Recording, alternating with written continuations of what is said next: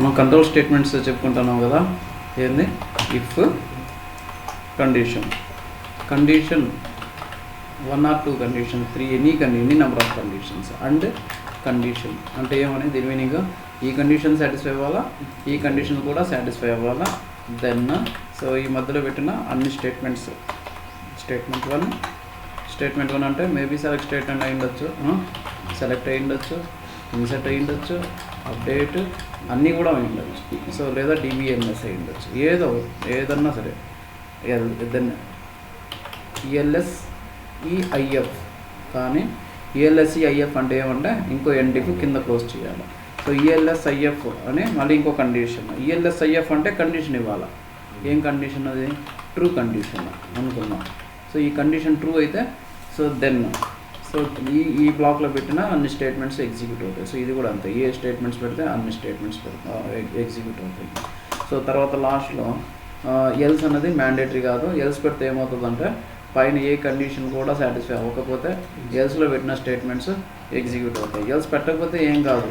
So ఇది ఏమవుతుంది, condition satisfy అయితే లోపల వెళ్తుంది, లోపల అనేది ఎగ్జిక్యూట్ అవుతుంది, బయట వస్తుంది. సో ఎల్స్ పెడితే ఏమవుతుంది, ఇక్కడ లోపల ఏది కాకపోతే ఇక్కడికి వస్తుంది, ఎగ్జిక్యూట్ అవుతుంది. ఎల్స్ పెట్టకపోతే గమ్మునే కింద ఉన్న స్టేట్మెంట్స్ అన్నీ ఎగ్జిక్యూట్ చేసుకుంటూ వెళ్తూ ఉంటుంది. ఫ్లో అంతే, పైనుంచి కిందకి ఫ్లో ఎలా పోతుంది. సో ఇది మనం నేర్చుకున్నాము if condition. Nested if. So nested అంటే ఏం లేదు, సో ఇఫ్ కండిషన్ లోపల ఇంకో ఇఫ్ కండిషన్. సో ఇఫ్ ఒక కండిషన్ ఉంది, మెయిన్ కండిషన్ అనుకుందాము. సో ఎల్స్ ఇఫ్ మధ్యలో ఉన్నది మొత్తం ఎగ్జిక్యూట్ అవుతాయి కదా నార్మల్గా అయితే అన్ని స్టేట్మెంట్స్. సో దాని లోపల ఇంకో ఇఫ్ కండిషన్ పెట్టినాం అనుకో, దాన్ని ఏమంటారంటే నెస్టెడ్ ఇఫ్ కండిషన్ అంటారు. సో ఇదేమవుతుందంటే మెయిన్ కండిషన్ సాటిస్ఫై అయితే సో దానిలో ఉన్న బ్లాక్లో స్టేట్మెంట్స్ ఎగ్జిక్యూట్ అవుతాయి. దానిలో కూడా ఇఫ్ కండిషన్ అనుకో, సో దానిలో ఉన్న స్టేట్మెంట్స్ సో ఇది మళ్ళీ చెక్ చేస్తుంది, లోపలికి వచ్చి ఇది చెక్ చేస్తుంది. సో ఇది ఫెయిల్ అయింది అనుకో, దీన్ని చెక్ చేస్తుంది. ఇది కూడా ఫెయిల్ అయింది అనుకో, ఎల్స్ ఉంటే ఎల్స్లో ఎగ్జిక్యూట్ అవుతుంది.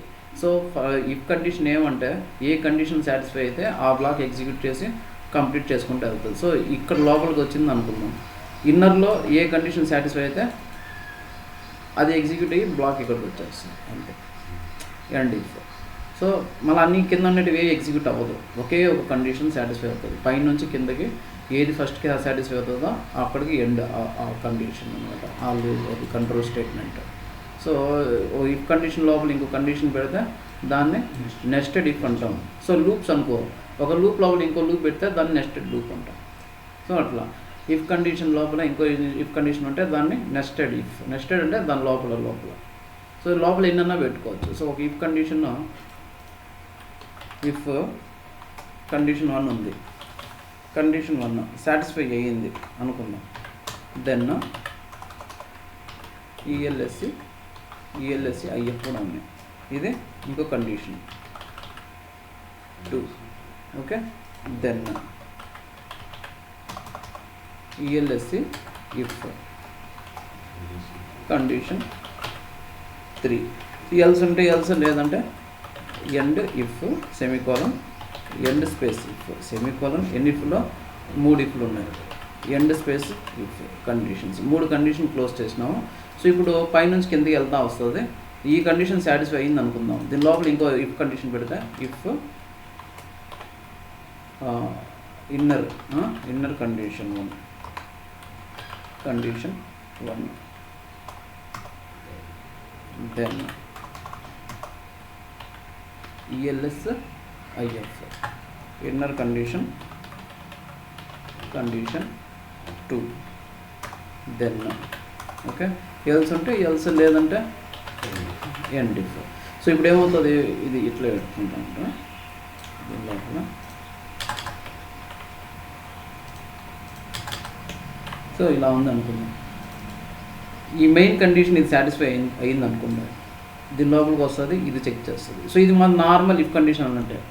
సో ఈ కండిషన్ సాటిస్ఫై అయితే ఇక్కడ పెట్టిన స్టేట్మెంట్స్ ఎగ్జిక్యూట్ అవుతాయి. లేదు ఇది ఫెయిల్ అయింది, ఈ కండిషన్ సాటిస్ఫై అయింది, దీనిలో పెట్టిన స్టేట్మెంట్స్ ఎగ్జిక్యూట్ అవుతాయి. సో ఈ రెండు సాటిస్ఫై అవ్వలేదు, దానికి సంబంధించిన ఎల్స్ ఎక్కడుంది, ఇక్కడ ఉంది, లేకపోతే లేదు, అంతే బయటకి పోతుంది. సో మళ్ళీ ఇది ఫెయిల్ అయింది అనుకుందాం, ఇది ఫెయిల్ అయితే ఏం చేస్తుంది, ఇది మెయిన్ కండిషన్, ఇవన్నీ ఏం చెక్ చేయదు, ఇంకా లోపలికి వెళ్ళదు, ఇవన్నీ చెక్ చేయదు. సో నెక్స్ట్ ఏం కండిషన్ చెక్ చేస్తుంది, ఇక్కడ చెక్ చేస్తుంది. సో ఈ కండిషన్ సాటిస్ఫై అయ్యింది అనుకుందాం, అప్పుడు లోపలికి వచ్చి మళ్ళీ ఇవన్నీ కండిషన్ చెక్ చేస్తుంది. సో ఇది కూడా ఫెయిల్ అయింది, కండిషన్ 3 చెక్ చేస్తుంది. సో దీని లోపల ఇవన్నీ చెక్ చేసుకుంటుంది అనమాట. అట్లా లోపల వెళ్తూ ఉంటుంది. ఏ కండిషన్ సాటిస్ఫై అయితే దానిలో ఉన్న స్టేట్మెంట్స్ ఎగ్జిక్యూట్ అవుతూ ఉంటాయి. సో ఇక్కడ ఉంది శాంపుల్. సో ఫర్ ఎగ్జాంపుల్ ఇక్కడ డిపార్ట్మెంట్ నెంబర్ 10 ఉంది, డిపార్ట్మెంట్ నెంబర్ 20 ఉంది, డిపార్ట్మెంట్ నెంబర్ 30 ఉంది. సో మనం డిపార్ట్మెంట్ నెంబర్ కనుక 10 ఉంది అనుకో, దీని లోపలికి వస్తుంది, ఇది చెక్ చేస్తుంది. So salary less than or equal to 3000, salary greater than 3000 అని చెక్ చేస్తుంది. ఇది ఎప్పుడు చెక్ చేస్తుంది అంటే డిపార్ట్మెంట్ నెంబర్ 10 ఉంటేనే లోపలికి వెళ్ళి చెక్ చేస్తుంది. 10 కాదు 20 ఉంది, అప్పుడు ఏం చేస్తుంది, ఇది ఫెయిల్ అయితే దానికి సంబంధించిన ఎల్స్ ఇఫ్ నెక్స్ట్ ఉంటే అక్కడికి వెళ్ళిపోతుంది. దానిలో ఉన్న స్టేట్మెంట్స్ ఏవి ఎగ్జిక్యూట్ చేయదు, అంటే లోపలికి వెళ్ళదు. సో డిపార్ట్మెంట్ నెంబర్ 20 ఉన్నప్పుడు ఇలా ఇది చెక్ చేస్తుంది. డిపార్ట్మెంట్ నెంబర్ 30 ఉన్నింది అనుకుందాం, ఇలా చెక్ చేస్తుంది. ఓకేనా. సో కండిషన్, దానిలో కండిషన్ ఎలా రాస్తాం, ఇలా if department number equal to 10 then. So ఇది మెయిన్ కండిషన్ అనుకుంటాం. డిపార్ట్మెంట్ నెంబర్ అనేది మెయిన్ ఇఫ్ కండిషన్స్ అనుకుంటే 10 ఉంటే మన ఈ లోపలికి వచ్చి ఇవి చెక్ చేస్తుంది. శాలరీ లెస్ దాన్ అనేది ఇది నార్మల్గా ఇఫ్ కండిషన్స్ రాస్తే ఇలా రాస్తాము. If else if. సో ఈఎల్ఎస్సి స్పేసా అవన్నీ తర్వాత మన ఇష్టం. ఈఎల్ఎస్ఐ పెడితే ఓకే ఎండ్ ఇఫ్, లేదు ఈఎల్ఎస్సి స్పేస్ ఇఫ్ పెడితే ఎండ్ ఇఫ్, రెండు ఒకటే. సో రాసే కోడ్ మన ఇష్టం ఎప్పుడు రావాలి. ఈఎల్ఎస్సి స్పేస్ ఇఫ్ డిపార్ట్మెంట్ నెంబర్ 20 అయితే ఇది, 30 అయితే ఇది. సో ఒక ప్రొసీజర్ ఒకటి రాస్తున్నాం.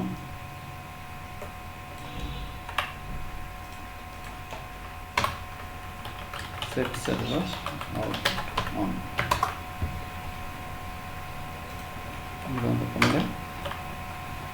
సో ఇక్కడ ఏం చేస్తున్నామంటే సేమ్ ఇంతకుముందు రాసిందే ప్రోగ్రామేటిక్గా రాస్తున్నాము. ఫస్ట్ మనం ఏం చేస్తాం, ఒక పారామీటర్ పాస్ చేస్తున్నాం ఒక ప్రొసీజర్కి. ఇది ఒక ప్రొసీజర్, దానికి ఒక పారామీటర్ ఉంది, ఇన్ పారామీటర్. అంటే ఈ ప్రొసీజర్ ఎగ్జిక్యూట్ చేసేటప్పుడు నేను ఒక వాల్యూ ఇస్తాను. అదేం వాల్యూ అంటే ఈఎంపీ నెంబర్, p_emp నెంబర్. దాన్ని తీసుకొని వెళ్ళి ఏం చేస్తున్నాము, సెలెక్ట్ స్టేట్మెంట్ ఎగ్జిక్యూట్ చేస్తున్నాం. సో ఏం కనుక్కుంటున్నాము, ఈఎంపీ నెంబర్ పాస్ చేసి డిపార్ట్మెంట్ నెంబర్ శాలరీ కనుక్కుంటున్నాం. ఎవడు ఎంప్లాయీ నెంబర్ పాస్ చేస్తే ఆ డిపార్ట్మెంట్ నెంబర్ అతని శాలరీ ఫెచ్ చేసుకుంటున్నాం. కింద అవి into clause mandatory, select clause ఉన్నప్పుడు ఇంటూ క్లాస్ కూడా mandatory. So department number check చేస్తున్నాం ఇప్పుడు, ఇది main condition. So if else if end if అయిపోయింది. ఎల్స్ ఇఫ్ 3 మెయిన్ కండిషన్స్ ఉన్నాయి. ఒకటి డిపార్ట్మెంట్ నెంబర్ 10, ఇంకోటి department number 20, department number 30. So v_ department నెంబర్లో 10 ఉన్నింది అనుకుందాం, అప్పుడు ఇది చెక్ చేస్తుంది. Salary less than or equal to 3000 అయితే సో అది లో శాలరీ, ఇది శాలరీ ప్రింట్ చేస్తుంది. సో ఏం ప్రింట్ చేస్తుంది, శాలరీ అతను యాక్చువల్ శాలరీ ఎంత ఉందో ఆ శాలరీ కన్కాటినేట్ చేసినాం కదా.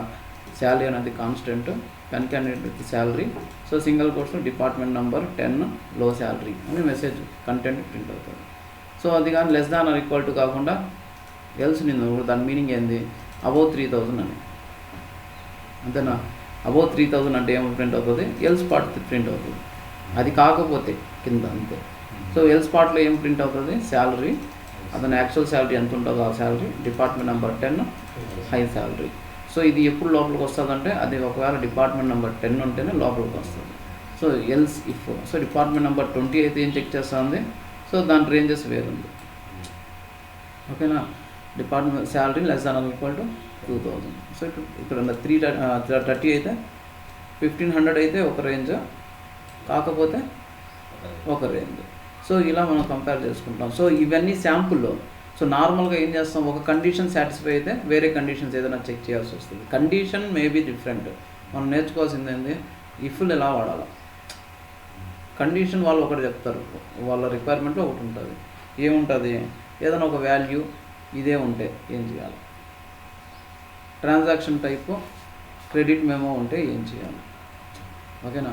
సో లేదు ప్రోడక్ట్ టైపు ఇలా ఉంది, ఐటమ్ కేటగిరీ ఇది ఉంది. ఐటమ్ కేటగిరీ అంటే సో ఐటమ్స్ ఉంటాయి కదా, మల్టిపుల్ కేటగిరీస్ ఉండొచ్చు. ఈ కేటగిరీ ఉంటే ఏం చేయాలా, కండిషన్ చెక్ చేసి తీసుకురావాలి. ట్యాక్సబుల్ ఐటమ్ అయితే ఏం చేయాలి, ఇంత % ట్యాక్స్ ఇవ్వాలి. సో ఎలిజిబుల్ ఫర్ హైక్, ఎలా ఏదో కాలంలో వాల్యూ ఉంటుంది, ఆ వాల్యూ తీసుకొచ్చి ఇప్పుడు ఆఫర్ ఉంది ఆఫర్ ఉంది, ఎవరికి ఆఫర్ ఉంది? అందరికీ ఉండదు ఆఫరు, ఈ కార్డుకు ఉంటుంది. ఆ కార్డు దాంతోపాటు ఏదో వాల్యూ ఉంటుంది. ఈ వాల్యూ ఉండింది అనుకుందాం, ఆ వాల్యూ అతనికి ఆఫరు. సింపుల్, బుక్ మై షోలో వెళ్తాము, కార్డు పేరు వేస్తాము, ఈ కార్డుకి బై 1 get 1 ఉంది. ఎలా తెలుస్తుంది? ఏదో టేబుల్లో స్టోర్ అయి ఉంటుంది. సో అది వెరిఫై చేస్తాము. If this value exist then offer. So same ఇలాంటిది.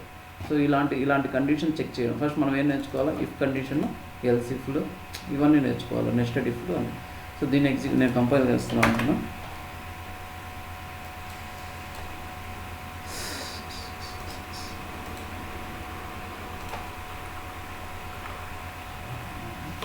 ఇక్కడే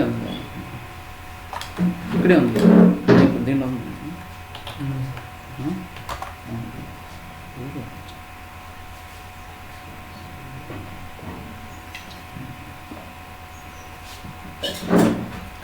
సో ఫస్ట్ డిపార్ట్మెంట్ నెంబర్ 10 తీసుకుందాం. సో డిపార్ట్మెంట్ నెంబర్ మనం ఏది పాస్ చేస్తాము? 7839 పాస్ చేస్తాం. దీనికి ఇలా ఎగ్జిక్యూట్ చేయొచ్చు. దానికి అవుట్ పారామీటర్ లేదు కాబట్టి. సో పైగా ప్రోగ్రాంలో ప్రొసీజర్ లోపల కాల్ చేయాలంటే డైరెక్ట్గా ప్రొసీజర్ నేమ్ బ్రాకెట్లో చేస్తాం. బట్ ఇప్పుడు మనకు అవసరం లేదు, జస్ట్ ఎగ్జిక్యూట్ చేసుకోవాలనుకుంటే EXEC స్పేస్ లేదా ఎగ్జిక్యూట్, రెండు ఒకటి, ఎగ్జిక్యూట్ స్పేస్. దానికి ఏం పాస్ చేయాలో 7839 ఏం మనం పాస్ చేస్తున్నది. ఇక్కడ వేసి మ్యాపింగ్ చేస్తున్నది ఏది?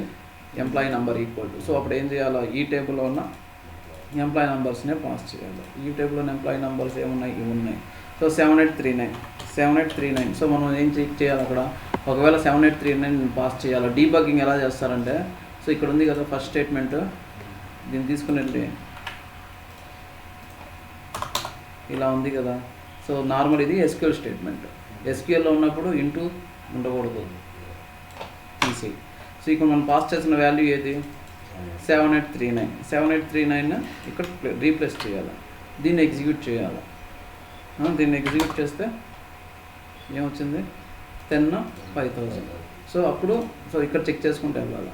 సో డిపార్ట్మెంట్ నెంబర్ 10 ఉంది, less than or equal to 3000 అంటే కాదు, అది ఎక్కడికి వస్తుంది? ఎల్స్ పార్ట్కి వస్తుంది. సో డీబగ్గింగ్ అంటే ఏమంటే కోడ్లో ఏ స్టేట్మెంట్కి ఏ వాల్యూ వస్తూ ఉంది దాన్ని తీసుకొచ్చి వేరే దానికి పాస్ చేసుకుంటా చెక్ చేసుకుంటూ వెళ్ళడం. సో ఫస్ట్ ఆ తర్వాత చూసుకోవచ్చు. ఇప్పుడు 7839 వాల్యూ ఎంత ఉంది? Department number 10, salary 5000. సో అప్పుడు ఏం చేస్తుంది అది? ఏ కండిషన్కి వెళ్తుంది? మెయిన్ కండిషన్స్ 3 ఉన్నాయి డిపార్ట్మెంట్ నెంబర్స్ కోసం, 3. Department number 10, 20, 30. ఇప్పుడు 10 ఫస్ట్ కండిషన్ సాటిస్ఫై అయిపోతుంది. ఫస్ట్ కండిషన్ సాటిస్ఫై అయినప్పుడు శాలరీ ఎంత ఉంది? 5000. సో 5000 ఏది సాటిస్ఫై అవుతుంది? If v_salary less than or equal to 3000 అంటే ఫాల్స్ అయితే ఆ బ్లాక్ అసలు ఎగ్జిక్యూట్ అవ్వదు. సో నెక్స్ట్ ట్రూవా ఫాల్సా, అంతే. ఆ కండిషన్ ట్రూ అయిందా ఫాల్స్ అయిందా? సో ఇది ఫాల్స్ అయిపోయింది. సో అదేమి వస్తుంది? నెక్స్ట్ కండిషన్ ఏం లేదు, డైరెక్ట్గా ఎల్సే ఉంది. ఎల్స్ అంటే ఏమని? సో రిమైనింగ్ అన్ని కేసెస్లో పైన ఫాల్స్ అయిన అన్నిసార్లు ఎల్స్కి వస్తుంది. అది ఇక్కడ ఏం ప్రింట్ అవుతుంది? శాలరీ ఎంత? 5000. v_salary ఎంత ఉంటుంది? 5000 ఉంటుంది. Salary colon 5000, department 10, high salary అని ప్రింట్ అవుతుంది అన్నమాట. సో కనబడాల అవుట్పుట్. ఎందుకు కనబడాల? ఈ సెషన్లో నేను set server output on execute సెట్లో చేయలేము. సో అయిపోయింది. Salary 5000, department number 10, high salary వచ్చింది, అదేనా? సో ఇది హై శాలరీ, ఇది ప్రింట్ అయింది. సో నెక్స్ట్ ఇంకోటి డిపార్ట్మెంట్ నెంబర్ 10లో ఇంకో వేరే కేసు ఏది? Less than or equal to 3000, 10.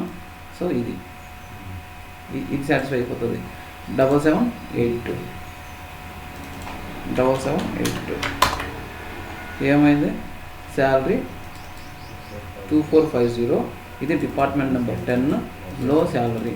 ఎక్కడి నుంచి ప్రింట్ అయింది? అది ఫస్ట్ కండిషన్ సాటిస్ఫై అయింది, లోపలికి వచ్చింది. ఈ రెండింటిలో ఏది సాటిస్ఫై అయిందంటే మళ్ళీ ఫస్ట్ కండిషనే సాటిస్ఫై అయిపోయింది.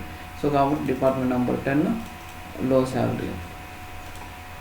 సో నెక్స్ట్ 20లో ఏముంది?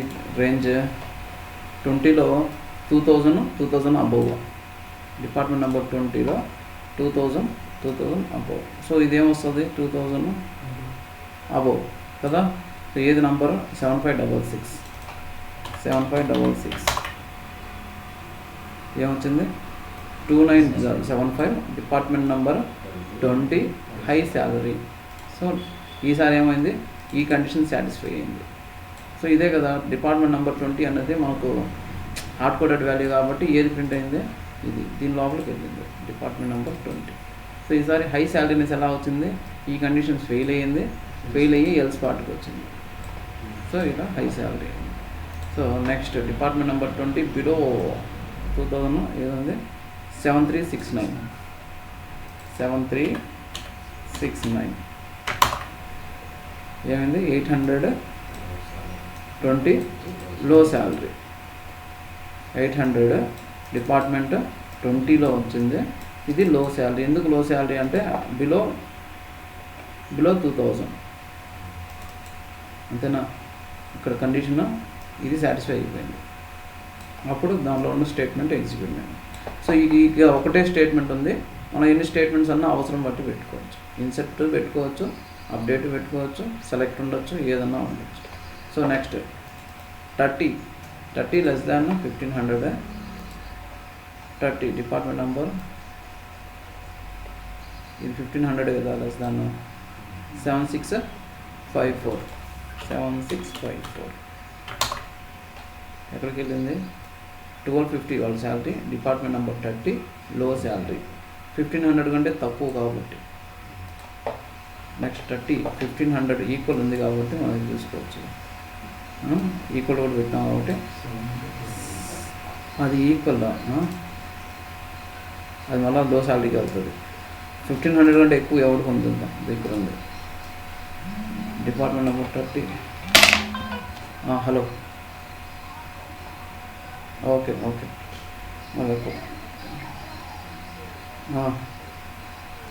मैं क्लास में हूँ. अच्छा गनीगन हूँ. ओके 7698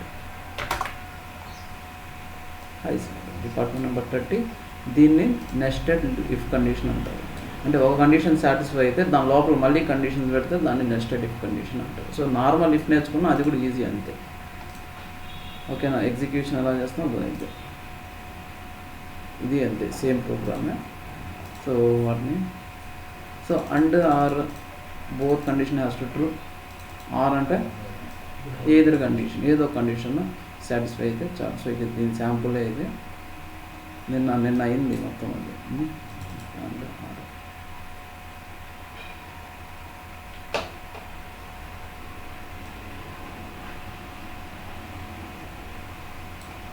ఇది కూడా నెస్టెడ్ కండిషన్ ఊరిగా ఒక చిన్న లాజిక్. సో ఇక్కడ ఏం పెట్టినామంటే మెయిన్ ఇఫ్ కండిషన్స్ ఏమున్నాయి స్టేట్ ఏపీయా, ఇక్కడ స్టేట్ కేఏనా, ఇక్కడ స్టేట్ టీఎన్ ఏదో ఇంకో స్టేట్ టీఎస్ అలా పెట్టుకున్నాం. సో ఏపీ ఉన్నప్పుడు డిస్ట్రిక్ట్స్ తిరుపతి చిత్తూరు.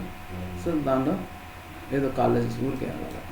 సో ఇక్కడ మన స్టేట్ ఒకటి డిస్ట్రిక్ట్ ఒకటి పాస్ చేస్తే దానిలో ఉన్న లిస్ట్ కనబడుతుంది అని దాని ప్రోగ్రామ్. స్టేట్ మనం ఏపీ పాస్ చేసినాం అనుకున్నాం, ఇది సాటిస్ఫై అవుతుంది. దీనిలో ఉన్న డిస్ట్రిక్ట్ చెక్ చేస్తుంది. సో లేదనుకో ఈ ఎల్స్లో ఏముంటుందో please enter correct district should be ఇందులో ఉండాలి అని చెప్తాం అంతే. ఒకవేళ ఇలా ఉంది కండిషన్ తిరుపతి అనేసి ఉంది, మనం లోయర్ కేసులో పాస్ చేస్తాం, ఏమవుతుంది అది ఏమవుతుంది ప్రింట్ అవుతుందా? డేటా ఎప్పుడు కేస్ సెన్సిటివ్ డేటా తీసి దానికి ఏమున్నాయి ఒకటి స్టేట్ ఏపీ కానీ కేఏ కానీ ఉండాలి. సో ఏపీ నేను ఇలా ఇస్తాను. సో ఏపీ అప్పర్ కేసులో పెడితే ఏపీ సెకండ్ పారామీటర్ అయితే డిస్ట్రిక్ట్ ఏదో ఒకటి ఇది అనుకుంది. ఏమొచ్చింది ఆదిశంకర్ ఏదో వచ్చింది, సంథింగ్ వచ్చింది, ప్రాపర్గానే వచ్చింది. బట్ స్టిల్ ఇక్కడ ఏపీ అన్నాం అనుకో, అప్పుడేముంటుంది అది? Please enter correct state. State satisfy అవ్వలేదు, స్టేట్ షుడ్ బి ఏపీ, ఇలా చెప్తాను. సో ఇలా రాసినా సరే ప్రోగ్రాము ప్రాపర్గా ఉండాలి అని అనుకుందాం. ఏం చేయాలా? ఏపీ సరే ఎంటర్ చేసింది ఏపీయే. ఏపీలో ఇంతకుముందు అప్పర్ కేసు పెడితే వచ్చింది. ఏం చేయాలా తెలుసు మీకు? ఏం చేయాలి? అప్పర్ కేసు యూజ్ చేయాలి. అప్పర్ కేసు ఎక్కడ యూజ్ చేయాలా? ఈ స్టేట్ల దగ్గర లేదా డిస్టిక్ల దగ్గర. సో ఇలా పెట్టుకోవాలి. సో అప్పర్ ఆఫ్ ఇలా పెట్టి కంపైల్ చేసినాను అనుకున్నాను. ఓన్లీ నేను ఎక్కువ చోటే పెట్టినాను, ప్రతి చోట పెట్టాలి దాన్ని. ఓకే, లేదంటే ఏం చేయాలో ఒక వేరియబుల్ పెట్టుకొని ఒకసారి అప్పర్ పెట్టుకునేసి కింద ఈ వేరియబుల్ యూజ్ చేస్తే సరిపోతుంది. సో ఇలా వాడుకోవాలి. నేను కంపైల్ చేస్తున్నాను. అదే కంపైల్ అయింది. ఏంటి? ఓకే, నేను క్లోజ్ చేయడానికి బ్రాకెట్ నేను కాపీ చేయాలి. క్లోజ్ కాపీ చేయాలి.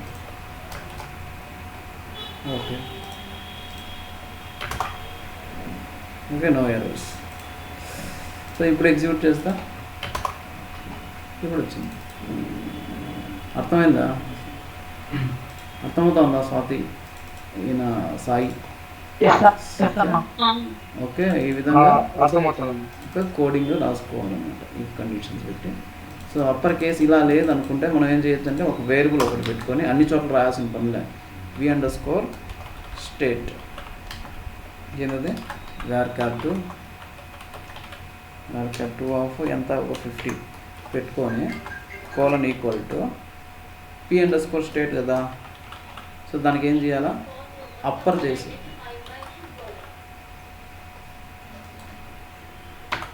ఏమైంది?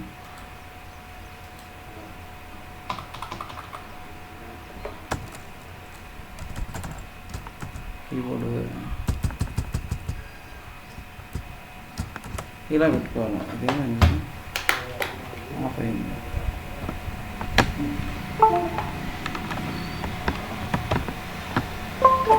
Keyboard 1 second. కీబోర్డు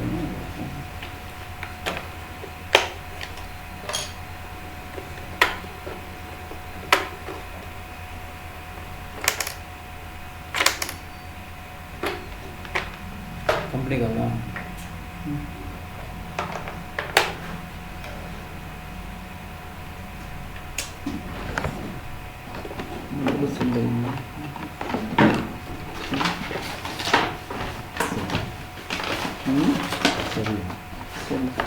సరే ప్రస్తుతానికి రిమోట్ తీసుకుని కింద ఉంటుంది, దాన్ని ఇచ్చేసి.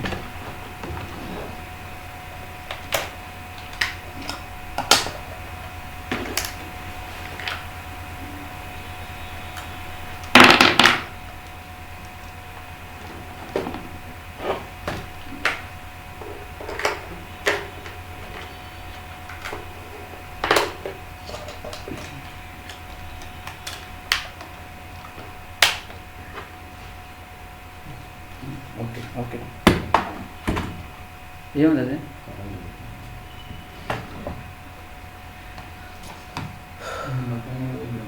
సరే, ఆ చిన్న రిమోట్ తీసుకో. దానికి దీన్ని రికార్డింగ్ పాస్ పెట్టేదానికి ఏముంటుందా?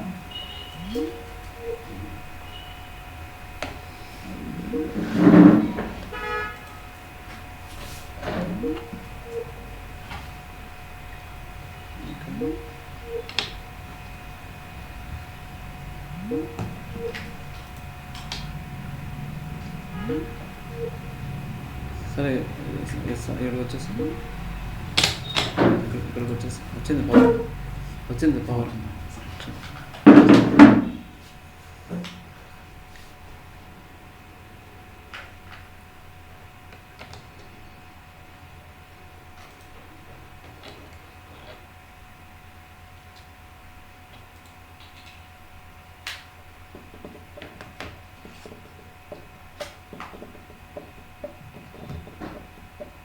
ఓకే, స్క్రీన్ కనబడుతుందా?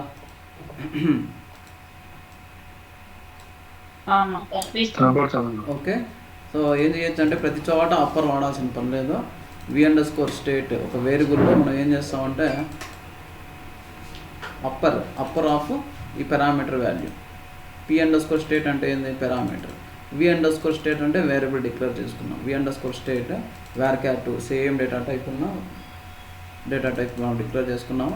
దానిలో మనం పాస్ చేసిన వాల్యూని స్టోర్ చేసుకున్నాం. సో ఇప్పుడు ఇక్కడ ఎక్కడ కావాలంటే దీన్ని పాస్ చేసుకుంటే చాలు. ఇప్పుడు అప్పర్ కేసులోనే ఉన్నట్టు దాంట్లో వాల్యూ. సో ఫస్ట్ ఏముంటుంది ఇందులో? అప్పర్ కేస్ కన్వర్ట్ అయ్యి ఆ వేరియబుల్లో స్టోర్ అయి ఉంటుంది. సో ఇప్పుడు ప్రతి చోట మనం ఈ విధంగా పెట్టాల్సిన పని లేదు. అప్పర్ ఆఫ్ ఇలా ఈ వేరియబుల్ ఆల్రెడీ అప్పర్ కేసులో ఉన్న డేటానే ఉంటుంది. టూ ప్లేసెస్ అయింది. ఇంకొకటి ఎక్కడ ఉంది? ఇది ఇలా, ఇంకోటి ఉంటే ఇలా. సో ఈ విధంగా మనం చేసుకోవచ్చు. అర్థమవుతుందా? ఒక వేరియబుల్ డిక్లేర్ చేసుకున్నాం, డేటా టైపు varchar2, సైజు మనం ఎక్స్పెక్ట్ చేసి పెట్టుకోవాలి. ఎక్కువ ఉండకూడదు, ఎక్కువ ఉన్నా ఓకే, తక్కువ ఉండకూడదు. So colon equal to assignment operator upper of మనం పాస్ చేసిన పారామీటర్. ఏది ఏపీ అయితే ఏపీ, కే అయితే కే. సో అయింది. సో తర్వాత డిస్ట్రిక్ట్ కూడా లోయర్ కేస్ వస్తుందని ఎక్స్పెక్ట్ చేస్తే దానికి ఏం చేయాలి? v_district ఏదైనా నేమ్ పెట్టుకో. డిస్ట్రిక్ట్ ఇది కూడా varchar2 ఆఫ్ 50 ఏం చేయాలా? Colon equal to upper of ఏంది?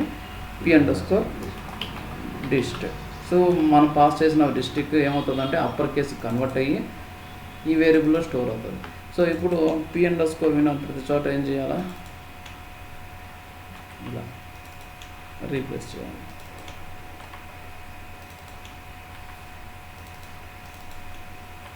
ఇలా రీప్లేస్ p_dist కరెక్ట్ కదా అది?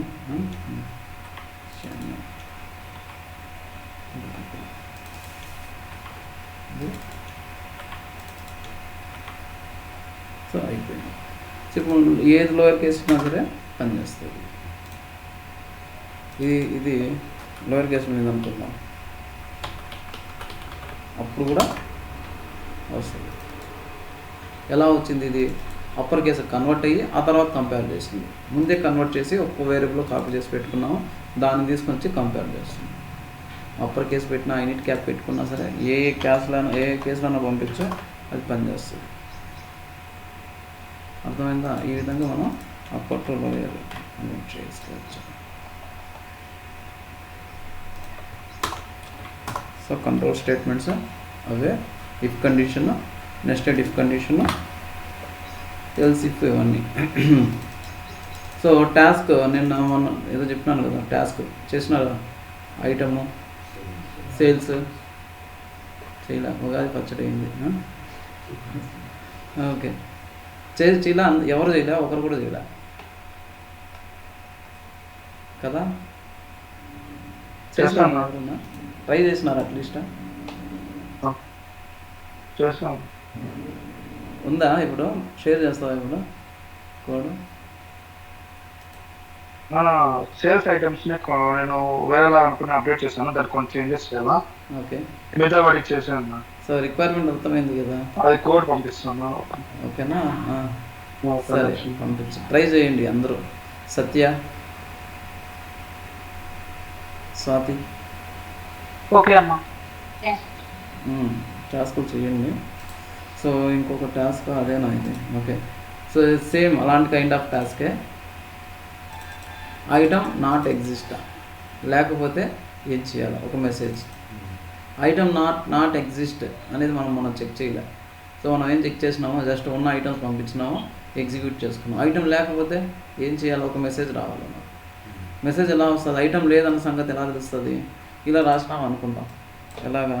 సెలెక్ట్ అదేది కాస్ట్ కనుక్కునే దానికి చేసినాం. కాస్ట్ కామా ఇంకో ఏది quantity from item T table where item name equal to Santoor soap. ఇలా చెక్ చేసినాం. ఒకవేళ మన షాప్లో సంతూర్ లేకపోతే ఏమవుతుంది? నో డేటా ఫౌండ్ ఎర్రర్ వస్తుంది. నో డేటా ఫౌండ్ ఎర్రర్ వస్తే ఏం చేయాలో మనకు తెలియదు, ఇంతవరకు తెలియదు, ఏం చేయాలో తెలియదు. సో ఇలా రాస్తే ఎర్రర్ వస్తుంది, ఇలా రాస్తే ఎర్రర్ వస్తుంది. మనం ఏం చేస్తాము, కౌంట్ ఆఫ్ 1 పెట్టుకుంటాం, కౌంట్ ఆఫ్ 1 పెట్టుకుంటాం ఇంటూ ఏదో ఒక వేరియబుల్ v_item కౌంట్. v_item కౌంట్లో కనుక 0 వస్తే ఏమని దాని మీనింగ్, డేటా లేదు అని. అర్థమైందా? ఇప్పుడు ఇఫ్ మనకు తెలుసు ఇఫ్ కండిషన్ ఎలా రాయాలి. If v_item_count equal to 0, then ఏం చేస్తాం, dvms_output dot put _line something పెట్టి item not available in my shop, అంతేనా? ఎల్స్ అంటే ఏమని, ఉంది అని, మన షాప్లో ఐటమ్ ఉంది అని. సో ఈక్వల్ టు 0 వచ్చిందంటే దాని మీనింగ్ ఏమంటే ఈ రికార్డు మనకు దొరకలే. ఒకవేళ ఇలా ఉంది మన డేటాబేస్లో, ఇలా ఉంది SANTOOR, అప్పుడు ఏం చేసి ఉండాలా, 2 వైపులా అప్పర్. ఇంతకుముందు ఒక వైపు పెట్టినాం, ఎందుకంటే రైట్ సైడ్ ఆల్రెడీ అప్పర్ కేసులో డేటా ఉంది, నేను వెరిఫై చేసేటప్పుడు. ఎందుకు ఇక్కడ చూడ, రైట్ సైడ్ ఆల్రెడీ అది అప్పర్ కేసే కాబట్టి 1 సైడ్ నేను అప్పర్ కేసు చేస్తుంటే సరిపోయేది.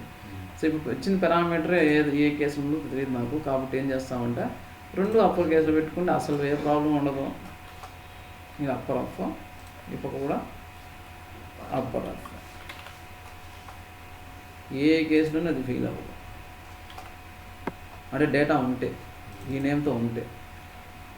Okay, if v_item count equal to 0, దాని మీనింగ్ ఏమంటే ఆ టేబుల్లో ఈ ఐటమ్ లేదు అని. ఇంకా ఈ ఐటమ్ లేదు అంటే ఏమని, సేల్ నాట్ పాసిబుల్ కదా, షాప్లో మీ ఐటమే లేకుండా అమ్మేస్తారు. సరే అమ్మలేదు, ఓవర్ పోయిందా? ఓకే, ఇప్పుడు వచ్చేసింది. ఏం లేదు, సో ఐటమ్ లేదు, సేల్ నాట్ పాసిబుల్. ఎల్స్లో ఏం పెడతాము, ఏం చెక్ చేస్తాము, పారామీటర్ ఉంటుంది ప్రొసీజర్కి, ఏంది p_quantity. p_quantity నేను ఎంత పాస్ చేసి ఉంటానో 10 అనుకుందాం, నాకు 10 ఐటమ్స్ కావాలా. ఇక్కడ దీంతో పాటు ఇది ఉన్నప్పుడు ఏం చెక్ చేయాలా, మళ్ళీ ఇక్కడికి వచ్చి ఏం చెక్ చేస్తామంటే ఈ టేబుల్లో క్వాంటిటీ ఎంత ఉంది, ఎల్స్లో చెక్ చేయాలా. అప్పుడు నో డేటా అకౌంట్ రాదు. ఎందుకు రాదంటే డేటా ఉంది కాబట్టి ఇక్కడికి వచ్చింది అది. సో ఆ తర్వాత క్వాంటిటీ, v_quantity QTY. సో ఇప్పుడు p_QTY అంటే ఏంటంటే మనం ఆర్డర్ చేసిన క్వాంటిటీ. v_quantity అంటే ఏంటంటే మీ షాప్లో ఉన్న క్వాంటిటీ. నేను 10 ఆర్డర్ చేసినాను, మీ షాప్లో ఎంత ఉంటే నాకు సేల్ చేస్తావు, 10 ఆర్ మోర్ ఉంటే సేల్ చేస్తాం, అంతే కదా. v_quantity అంటే మీ టేబుల్లో ఉన్న క్వాంటిటీ అంటే ఏమంటే మీ షాప్లో ఉన్న క్వాంటిటీ అని. p_quantity అంటే నేను ఆర్డర్ చేసిన క్వాంటిటీ. సో దాన్ని నేను నార్మల్ లాజిక్ మైండ్ అంతే. If p_quantity is less than or equal to v_QTY.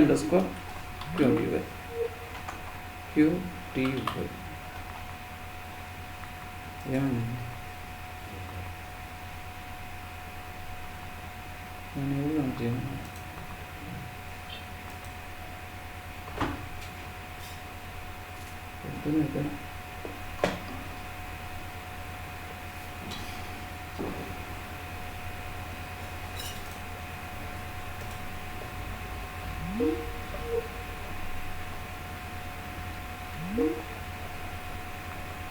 Okay. Screen కనబడుతుందా, నీకు కనబడుతుంది ఏమంటున్నాను? హలో, స్క్రీన్ కనబడుతుందా సత్య? కనపడుతుంది అన్న. ఓకే, పవర్ వెళ్ళేస్తూ ఉంది. సరే ఓకే. p క్వాంటిటీ అంటే మనం ఆర్డర్ ఇచ్చిన క్వాంటిటీ, v_quantity మీ టేబుల్లో అంటే మీ షాప్లో ఉన్న quantity. p_quantity less than or equal to ఉంటే ఏం చేయాలి, దీని మీనింగ్ ఏంది, ఓ ఎస్, నేను అమ్మగలుగుతాను, అంతే కదా. 10 less than or equal to 20. True ఆ ఫాల్సా? ట్రూయే కదా. అంటే నాకు కావాల్సింది ఎంత అంటే 10, నీ దగ్గర 20 ఉన్నాయి, నువ్వు సేవ్ చేస్తావు. సో అప్పుడు ఏం చేస్తావు, then else end if. So ఈ టైంలో ఏమవుతుందంటే insert into sales table insert చేస్తావు. దాంతోపాటు ఏం చేస్తావు, ఈ ఐటమ్స్ అన్నీ పెట్టాలా. ఐటమ్ నేమ్ ఏంది, ఏ ఐటమ్ సేల్ చేసినావు నువ్వు, సంతూర్ సోపు. ఎన్ని క్వాంటిటీ అమ్మినావు, 10 క్వాంటిటీ అమ్మినావు. సో ఈచ్ ఐటమ్ కాస్ట్ అంతా ఒక 20 రూపీస్. ఎక్కడి నుంచి ఫిక్స్ చేసుకున్నావు, ఈ క్వాంటిటీతో పాటు కాస్ట్ కూడా ఫిక్స్ చేసుకుంటారు. Cost v_cost. సో ఈ cost, each item cost 20 rupees. So total మనం 10 సేల్ చేసినావు కాబట్టి 10 × 30 300. చల్లరే టీవీ దగ్గర ఫోన్, అమ్మకు ఫోన్ దగ్గర ఎంత అయింది, 300. ఎప్పుడు సేల్ చేసినారు, ఈరోజు సేల్ చేసినారు. ఈరోజు సేల్ చేసిన దానికి కరెంట్ టైం స్టాంప్ కానీ సిస్ డేట్లో కానీ యూజ్ చేసుకోవచ్చు. సో అలా ఇన్సర్ట్ చేసినాం. దాంతోపాటు అప్డేట్ ఏం table, item T table set quantity equal to already ఎంత క్వాంటిటీ ఉంది, క్వాంటిటీ పాత క్వాంటిటీ మైనస్ p_quantity. ఓకేనా. మీ షాప్లో 20 ఉన్నాయి కదా, ఏం జరుగుతుందంటే 20 మైనస్ ఎంత ఆర్డర్ ఇచ్చినారో 10, 20 మైనస్ 10 ఏమవుతుంది, ఇది 10 అయిపోతుంది. ఇలా పెట్టినాం అనుకుందాం, అందరికీ అయిపోతుంది. వేర్ ఇక్కడ యూజ్ చేసిన సేమ్ కండిషన్ పైన యూజ్ చేసినావు కదా. సంతూర్కే నువ్వు అప్డేట్ చేయాలా, ఒకటమ్మి అన్నిటికీ అప్డేట్ చేయకూడదు. అర్థమవుతుందా. Item quantity set quantity equal to quantity minus p_quantity. Item name equal to Santoor. So Santoor soap క్వాంటిటీని మనం రెడ్యూస్ చేసుకున్నాం. ఎల్స్ అంటే దీని మీనింగ్ ఏంది, ఇది రివర్స్. మనం ఆర్డర్ 10 ఇస్తే అక్కడ ఐటము 5 8 ఏదో అంత ఉంటాయి. అప్పుడు దాని మీనింగ్ ఏంది, జస్ట్ మెసేజ్ DVMS ఏం చెప్తావు, quantity not enough quantity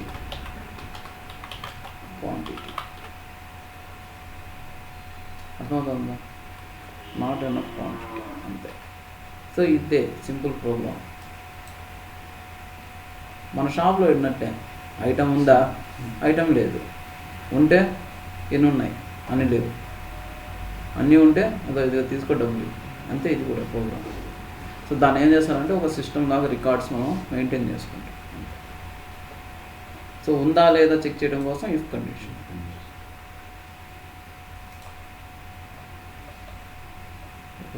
so ఇక్కడ ఇది సేల్స్, ఇది plain program. Select item name quantity, count కనుక్కున్నాం ఫస్ట్ క్వాంటిటీ. ఎల్స్ అంటే ఏమని, క్వాంటిటీ ఉందనేసి. So item not available. ఇప్పుడు కౌంట్ కనుక 0 వస్తే ఐటమ్ నాట్ అవైలబుల్.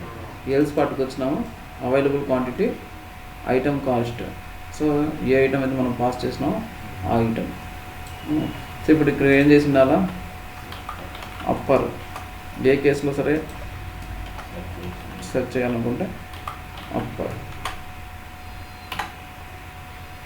దీన్ని ఎప్పుడు యూజ్ చేయడం వల్ల అప్డేట్ చేసేటప్పుడు యూజ్ చేయాలి.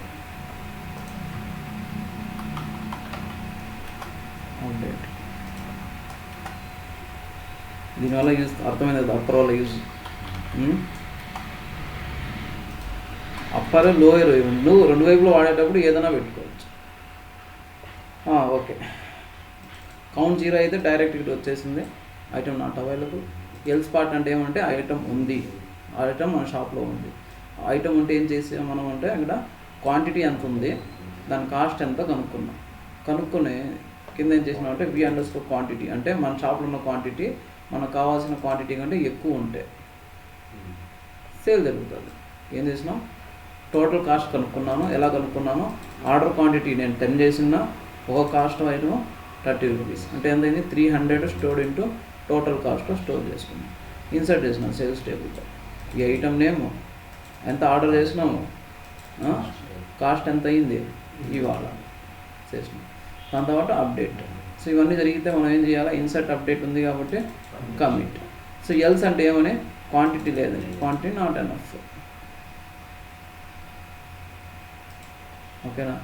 సో అది నేను రాసిన ఇక్కడే ఉంది ప్రోగ్రాము, ఒకసారి మీరు అనలైజ్ చేసుకుందాం. మన టాస్క్లు compare 2 numbers, print which is bigger. 2 numbers compare చేయడము, 2 numbers అంటే పారామీటర్స్లోనే ఉంటాయి. 2 parameters పాస్ చేస్తాము, రెండిట్లో ఏది పెద్దది ప్రింట్ చేయాలి. ఇప్పుడు 10, 15 అయితే ఏది 15 బిగ్గర్, 25, 21 అయితే ఏంది. సో ఎలా చెక్ చేస్తాం, if condition. If P1 is less than or equal to P2, అప్పుడు దాని మీనింగ్ ఏంది, less than equal to, okay ఉన్నిలే, లెస్ దాన్ P2 అంటే ఏమని దాని మీనింగ్, P2 పెద్దదండి. ఎల్స్ P1 పెద్దది, అంతేనా. అంతే. ఇఫ్ కండిషన్స్ ఇలానే వాడతారు, ఇంతకుమించి ఇంకేం ఉండదు. ఇఫ్ ఏదో కండిషన్ పెడతాం, అది ట్రూ అయిందనుకో లోపల ఉన్న స్టేట్మెంట్స్ ఎగ్జిక్యూట్ అవుతాయి. ఎల్స్ అంటే కాదు, పైన కండిషన్ ఫెయిల్ అయింది, కింద స్టేట్మెంట్స్ ఎగ్జిక్యూట్ అవుతుంది. సో టాస్క్ 1.2 3 numbers ఈసారి. ఇక్కడ ఫస్ట్ 2 numbers, ఈసారి 3 parameters. ఫస్ట్ 2 parametersతో చేస్తే ఈజీయే, 3 parameters పెడితే కొంచెం కండిషనే అండ్ ఆరో యూజ్ చేయాలి అంతే. 10, 11, 15 ఏది పెద్దది, 15 పెద్దది. 26, 25, 21 ఏ పెద్దది, 26 పెద్దది. సో అట్లా. Department number 10. టాస్క్ 2 10 అయితే 15% హైక్, 20 అయితే 25% హైక్, 30 అయితే 35% హైక్ ఆఫ్ శాలరీ. ఎలా, ఇఫ్ డిపార్ట్మెంట్ నెంబర్ 10 దాన్ని ఏం చేస్తాం, శాలరీ ఆల్రెడీ ఫైండ్ అవుట్ చేసుకుంటాము, డిపార్ట్మెంట్ నెంబరు శాలరీ కనుక్కున్నాము. సో అక్కడ ఏం చేసినాము, ఏదో క్యాలిక్యులేషన్ చేసుకొని డిస్ప్లే చేసుకున్నాం అంతే. టాస్క్ 3 డిపార్ట్మెంట్ నెంబర్ 10 అయ్యింది, కమిషన్ నల్ అయితే display commission equal to 100. Department number 10లో కమిషన్ నల్ అయితే 100. అదే department number 10 commission not null అయింది అనుకుందాం, అప్పుడు యాక్చువల్ కమిషన్ ఎంత ఉంటుందో ప్లస్ 100 యాడ్ చేయాలి. అదే నల్కి యాడ్ చేసినాం అనుకుందాం, ఏమవుతుంది, నల్ అయిపోతుంది. సో ఎన్విఎల్ పెట్టేయచ్చు, ఎన్విఎల్ వాడొద్దు. సో మాన్యువల్గా చెక్ చేయండి. ఎన్విఎల్ పెట్టేసి ఒక సింపుల్ స్టేట్మెంట్ అది, మనం ఇఫ్ కండిషన్స్ నేర్చుకుంటున్నాం కాబట్టి అది అందుకోసం. So department number 10 first main condition check చేయాలా. సో నెక్స్ట్ స్టెప్లో ఏం చేయాలా, కమిషన్ నల్లా నాట్ నల్ల. నల్ అయితే ఏం చేయాలా, డిస్ప్లే 100. నాట్ నల్ అయింది అనుకో, యాక్చువల్ శాలరీ ఎంత ఒకటి ఉంటుంది కదా కమిషన్ ప్లస్ 100. 20 అయితే 200, కమిషన్ ప్లస్ 200. 30 అయితే 300, కమిషన్ ప్లస్ 300. ఓకే. సో ఇది కంట్రోల్ స్టేట్మెంట్స్.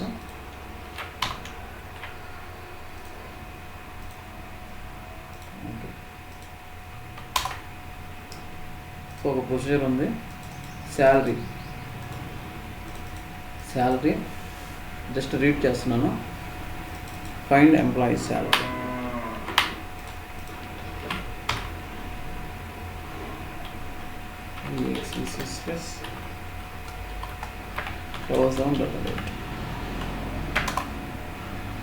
ఏమైంది, 3000. 1, 2, 3, 4, 5 ఏమైంది, నో డేటా ఫౌండ్ అనేసి పిచ్చికి మెసేజెస్ ఇచ్చినాయి. ఇది యూజర్కి అర్థం కాదు. So very very very very important topic. Exceptions. So multiple records వస్తే ఏమన్నాం కదా, ఇలా వచ్చింది, fetch returns more than requested number of rows. Multiple rows వచ్చినప్పుడు ఈ ఎర్రర్ వస్తుంది. సో ఒక్కొక్క కైండ్ ఆఫ్ ఎర్రర్కి ఒక్కొక్క మెసేజ్ ఉంటుంది.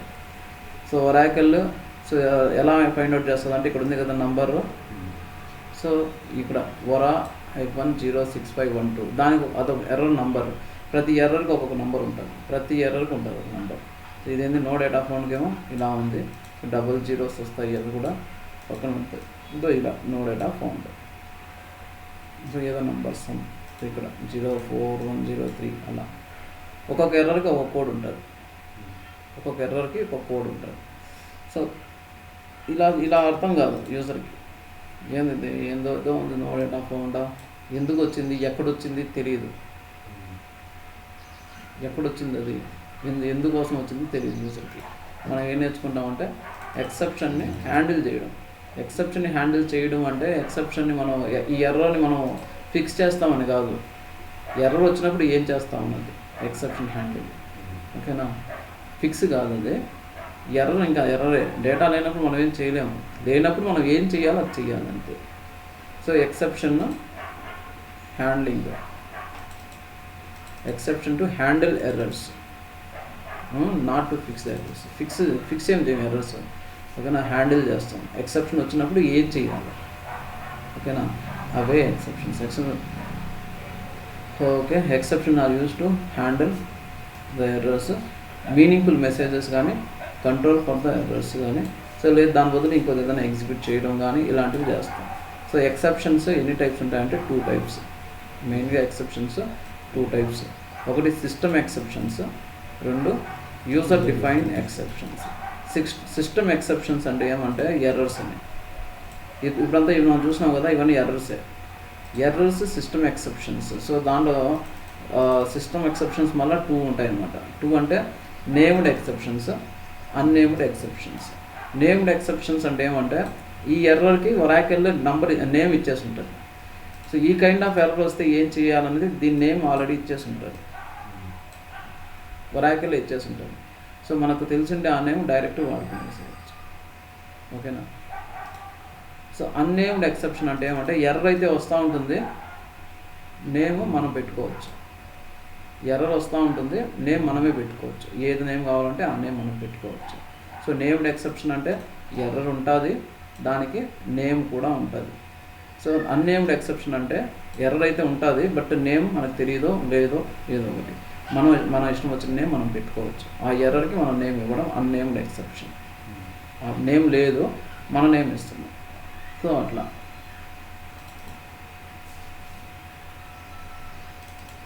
ఓకే.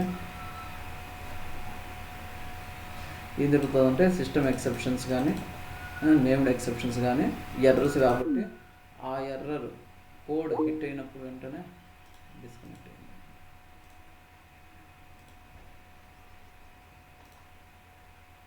సుబ్బుకి అర్థమవుతుందో లేదా? ఈజీయా? ఈజీ నేర్చుకొని ఏం చేస్తాను సార్. కానీ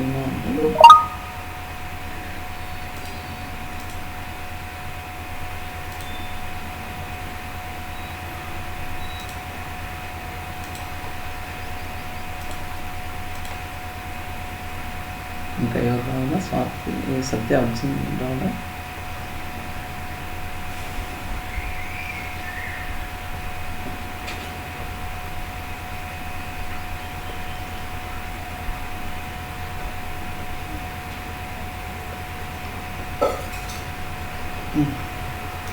స్క్రీన్ కనబడుతుందా?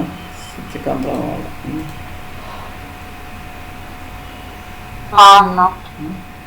ఓకే. ఎక్సెప్షన్ ఇంకా ఫోన్ చేయి సత్య, కూడా సత్య.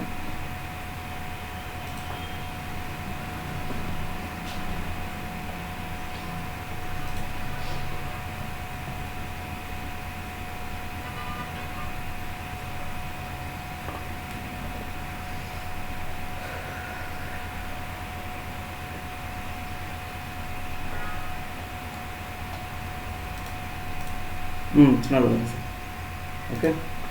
సో సిస్టమ్ ఎక్సెప్షన్స్ అంటే ఏంది? ఎర్రర్స్. ఎర్రర్స్లో మళ్ళీ ఒరాకిల్ నేమ్స్ ఇచ్చేస్తుంటాయి, కొన్ని నేమ్స్ ఆ ఎర్రర్కి. సో నేమ్ అంటే ఏం లేదు, ఇక్కడ ఎర్రర్ ఉంది కదా, ఈ ఎర్రర్ కోడ్ ఉంటుంది. ఎర్రర్ అంటే ఎర్రర్ కోడే. సో ఈ ఎర్రర్ కోడ్కి ఒరాకిల్ నేమ్ ఇచ్చి ఉంటుంది. ఈ ఎర్రర్ కోడ్కి వస్తే ఈ నేమ్, ఈ ఎర్రర్ కోడ్ వస్తే ఈ నేమ్ అనేసి ఆల్రెడీ ఇచ్చేసి ఉంటుంది ఒరాకిల్. సో నెక్స్ట్ ఏమవుతుంది అంటే ఎర్రర్ కోడ్ మాత్రమే ఉంటుంది, నేమ్ మనకు తెలియదు లేదు. అప్పుడు ఏం చేస్తామంటే మనమే నేమ్ ఇస్తాం ఈ ఎర్రర్ కోడ్. ఎర్రర్ కోడ్ వస్తే ఇది ఫిక్సే. సో నో డేటా ఫౌండ్కి ఏం ఎర్రర్ వస్తుంది, ఎప్పుడైనా సరే నో డేటా ఫౌండ్ ఒకటే నెంబర్, ఎర్రర్ నెంబర్. సో లేదు టూ మెనీ రోస్కి వచ్చింది, టూ మెనీ రోస్కి ఒకటే ఎర్రర్ కోడ్. ఈ ఎర్రర్ కోడ్ వచ్చినప్పుడు ఏం చేయాలంటే మనకు తెలుసు ఏ సిచ్యువేషన్లో ఈ ఎర్రర్ వస్తుంది అనేసి. టూ మెనీ రోస్ అనేసి హ్యాండిల్ చేసినాం అనుకుందాం, ఆ ఎర్రర్ వచ్చినప్పుడు ఇక్కడికి వచ్చేస్తుంది. సో ఒక్కొక్క ఎర్రర్ కోడ్కి ఒక్కొక్క నేమ్ ఉంటుంది. సో అది లేనప్పుడు మనం నేమ్ పెట్టుకుంటాము. సో అది లేనప్పుడు అంటే ఏమంటే అన్నేమ్డ్ అని, దానికి నేమ్లే మనం నేమ్ ఇస్తాం. సో అలాగా. సో ఎర్రర్ వచ్చిందనుకో ఆటోమేటిక్గా ఏమవుతుంది, మనం ఏం చెప్పినాం స్టార్టింగ్లో బ్లాక్స్, ఏం బ్లాక్స్ డిక్లేర్ కానీ క్రియేటర్ రీప్లేస్ కానీ పెట్టింటాము.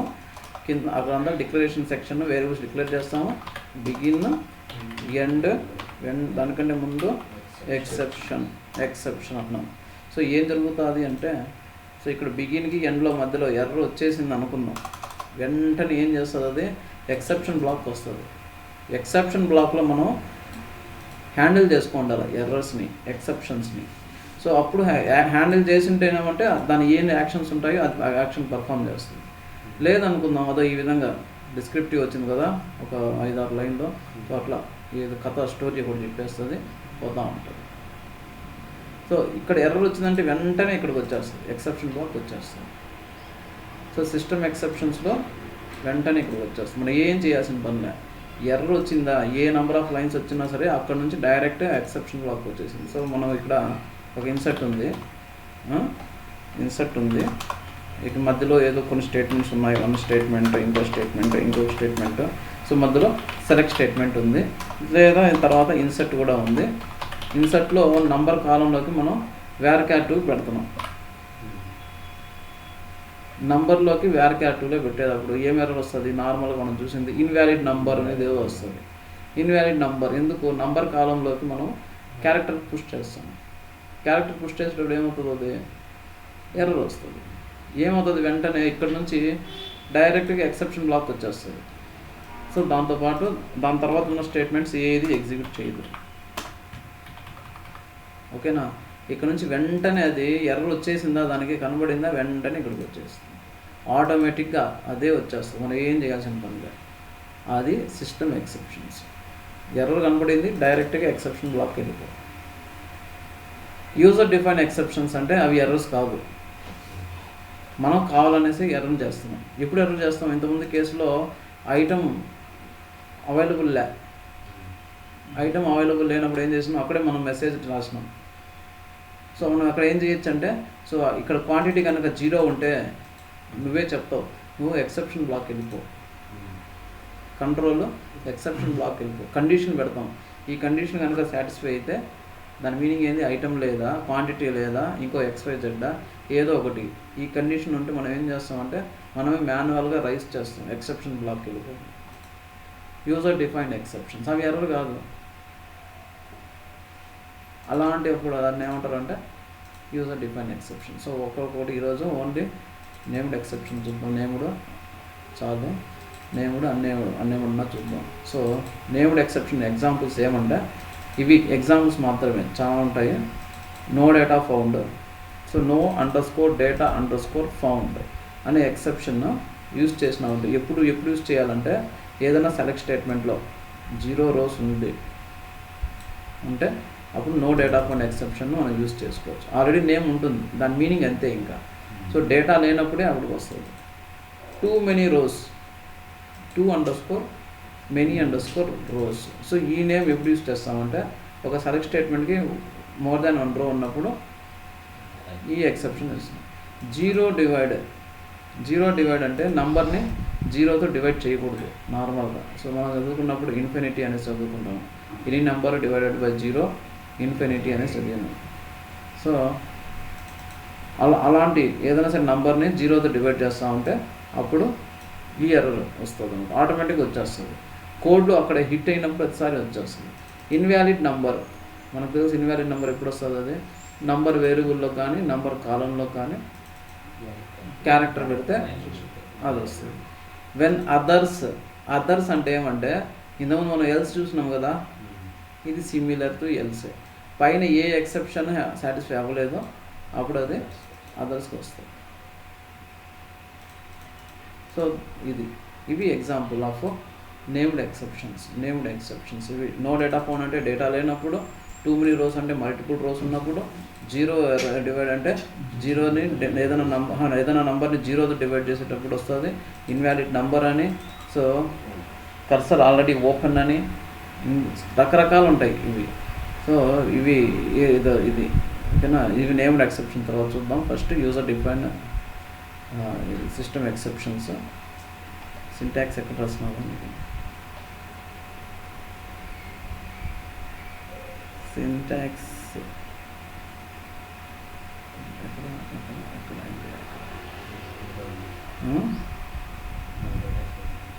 నో డేటా ఫౌండ్ ఉన్నాయి.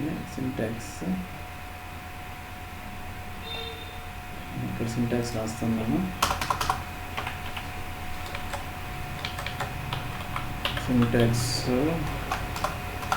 జస్ట్ ఓన్లీ ఎక్సెప్షన్ బ్లాక్లో మాత్రమే రాయాలి. దీనికి ఇంకేం ఏం చేయాల్సిన పనిలే. In exception block we have to handle only in we have to handle the height code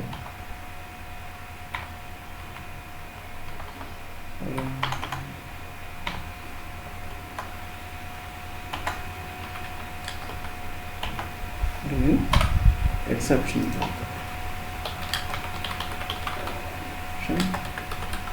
block అంతే. సో ఎలా ఎక్సెప్షన్ అన్నాం కదా, ఎక్సెప్షన్ బ్లాక్లో ఎలా రాయాలంటే వెన్ ఇది సింటాక్స్. వెన్ ఎక్సెప్షన్ నేమ్, ఇది ఎక్సెప్షన్ నేమ్. దెన్ ఇక్కడ ఎక్సెప్షన్ నేమ్ అంటే ఏంది? No underscore data found, too many rows, 0 divide error, invalid number, others. So ఇక్కడ ఒక కండిషన్ ఉంది. When others note very very very important. No అనేది very very important. ఇంటర్వ్యూలో కూడా ఉంటాయి క్వశ్చన్స్ ఇవి. When others must be last along the exception block. So ఒకటి చెప్తాను. వెన్ ఎక్సెప్షన్ నేమ్ 1 అనుకుంటా, ఏదో ఒక ఎక్సెప్షన్ నేమ్. దెన్ ఏం చేస్తాం? స్టేట్మెంట్స్. అది మేబీ డివిఎంఎస్ అయి ఉండొచ్చు, అంటే అవుట్పుట్ చేసేదానికి. ఇన్సర్ట్ అయి ఉండొచ్చు, సెలెక్టివ్ అయి ఉండొచ్చు, అప్డేట్ అయి ఉండొచ్చు. ఏ స్టేట్మెంట్ కావాలంటే అన్ని స్టేట్మెంట్స్ పెట్టుకోవచ్చు. ఇక్కడ 1 by 1. ఇప్పుడు వెన్ ఎక్సెప్షన్ నేమ్ 1 దెన్ అంటే when no data found then. Okay అయిన తర్వాత సో ఇంకొకటి పెట్టాలనుకున్నప్పుడు when exception name 2. Okay then అప్పుడు ఏం చేయాలో దానికి సంబంధించిన స్టేట్మెంట్స్ అన్నీ ఇవి ఎగ్జిక్యూట్ అవుతాయి. అర్థమవుతుందా? అంటే ఎండ్ కంటే ముందు ఈ కోడ్స్ రాయాలి. When exception name 1. So for example ఇక్కడ వెన్ నో డేటా ఫౌండ్ అని రాసింటే డేటా లేనప్పుడు ఇక్కడికి వస్తుంది. సో దీనిలో పెట్టిన స్టేట్మెంట్స్ ఎగ్జిక్యూట్ అవుతుంది. వెన్ టూ మెనీ రోస్ అంటే ఆ సెలెక్ట్ స్టేట్మెంట్ మల్టిపుల్ రోస్ ఉన్నప్పుడు ఈ బ్లాక్ వస్తుంది. సో వచ్చి ఇవి స్టేట్మెంట్స్ ప్రింట్ అవుతాయి. సో ఇంకొక స్టేట్మెంట్ కూడా రాస్తున్నాం అలానే. వెన్ ఎక్సెప్షన్ నేమ్ 3 దెన్ దానిలో పెట్టిన స్టేట్మెంట్స్ ప్రింట్ అవుతాయి. అర్థమవుతుందా? లాస్ట్లో వెన్ అదర్స్, ఇది మ్యాండేటరీ ఏం కాదు, పెడితే దానిలో పెట్టిన స్టేట్మెంట్స్ వస్తాయి. పెడితే దానిలో పెట్టిన స్టేట్మెంట్స్ ప్రింట్ అవుతాయి, లేదంటే గమ్మున వెళ్ళిపోతుంది. సో మళ్ళీ సేమ్. సో ఇప్పుడు నేను 2 హ్యాండిల్ చేసినా 3rd హ్యాండిల్ చేయలేదు, అప్పుడు ఏమవుతుందంటే సో బేసిక్ మెసేజ్ వస్తుంది చూడు, ఒక 5-6 లైన్స్ అలా వచ్చేస్తుంది, డిస్క్రిప్టివ్ లాగా వదిలేస్తుంది. వెన్ అదర్స్ పెడితే ఏమవుతుంది, దాని మీనింగ్ ఏమంటే పైన ఏ ఎక్సెప్షన్ హ్యాండిల్ చేయలేకపోతే వెన్ అదర్స్ వస్తుంది. ఓకేనా? వెన్ అదర్స్ దాని మీనింగ్ ఏమంటే మనం పైన ఏ ఎక్సెప్షన్ హ్యాండిల్ చేయలేదు, సో ఆ ఎర్రర్ వచ్చింది, కొత్త ఎర్రర్ వచ్చింది, అప్పుడు వెన్ అదర్స్కి వచ్చేస్తుంది. సో ఇలా వెన్ అదర్స్ ఎప్పుడు లాస్ట్లోనే ఉండాలి, మధ్యలో పెడితే అది కంపైల్ అవ్వదు. It will give compilation error. Compilation అంటే ఏంది? మనం ఫస్ట్లో స్టోర్ చేస్తాం కదా, అది అప్పుడే వస్తుంది ఎర్రర్, సింటాక్స్ ఎర్రర్ అది.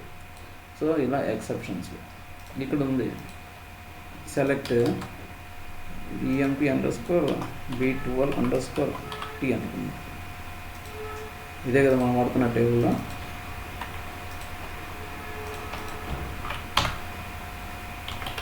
Select star from this table. ఇవి మల్టిపుల్ రోస్ ఉన్నాయి. నేను ట్రంకెట్ చేసేస్తాను.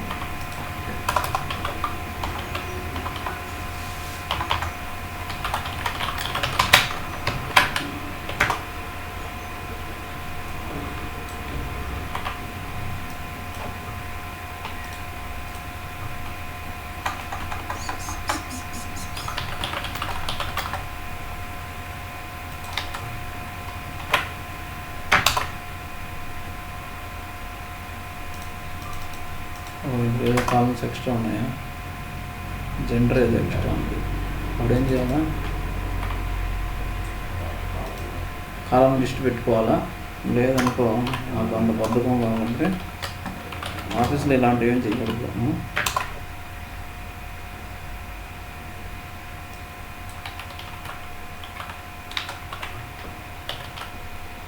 కొత్తగా టేబుల్ క్రియేట్ చేసుకుంటాను.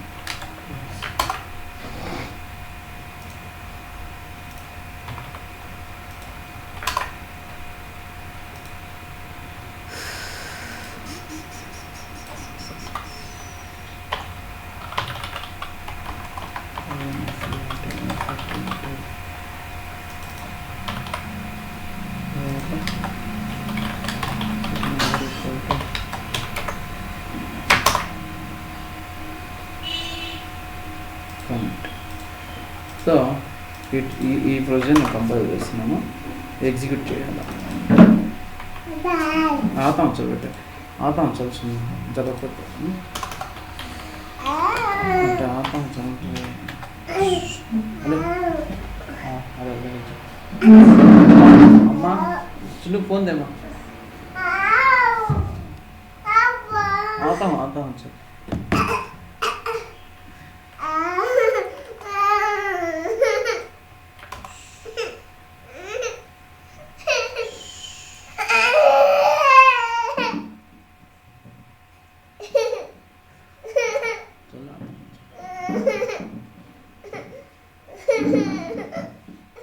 సరే. ఇప్పుడు డిపార్ట్మెంట్ నెంబరు 20లో ఉన్నాయి. 7788 7788 చిన్న ఏమొచ్చింది 3000. అదే లేక ఫోన్ అదే ఫోన్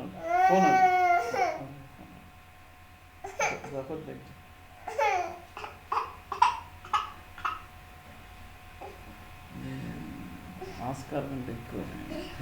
సరే. సో గుడ్డు 3000 అంటే 7788లో ఒక రికార్డు ఉంది కాబట్టి ఏమొచ్చింది, ప్రాపర్గా వచ్చింది. సో 1 2 3 4 5 1 2 3 4 5 ఉందా, లేదు. ఏమొచ్చింది, ఈ డిస్క్రిప్టివ్ ఫార్మాట్లో మెసేజ్ వచ్చింది. సో ఎందుకు వచ్చింది ఇది, నో డేటా ఫౌండ్. సో నాకు తెలిసి నో డేటా ఫౌండ్ ఎలా హ్యాండిల్ చేయాలంటే, సో ఎండ్ కంటే ముందు ఈ ఎక్సెప్షన్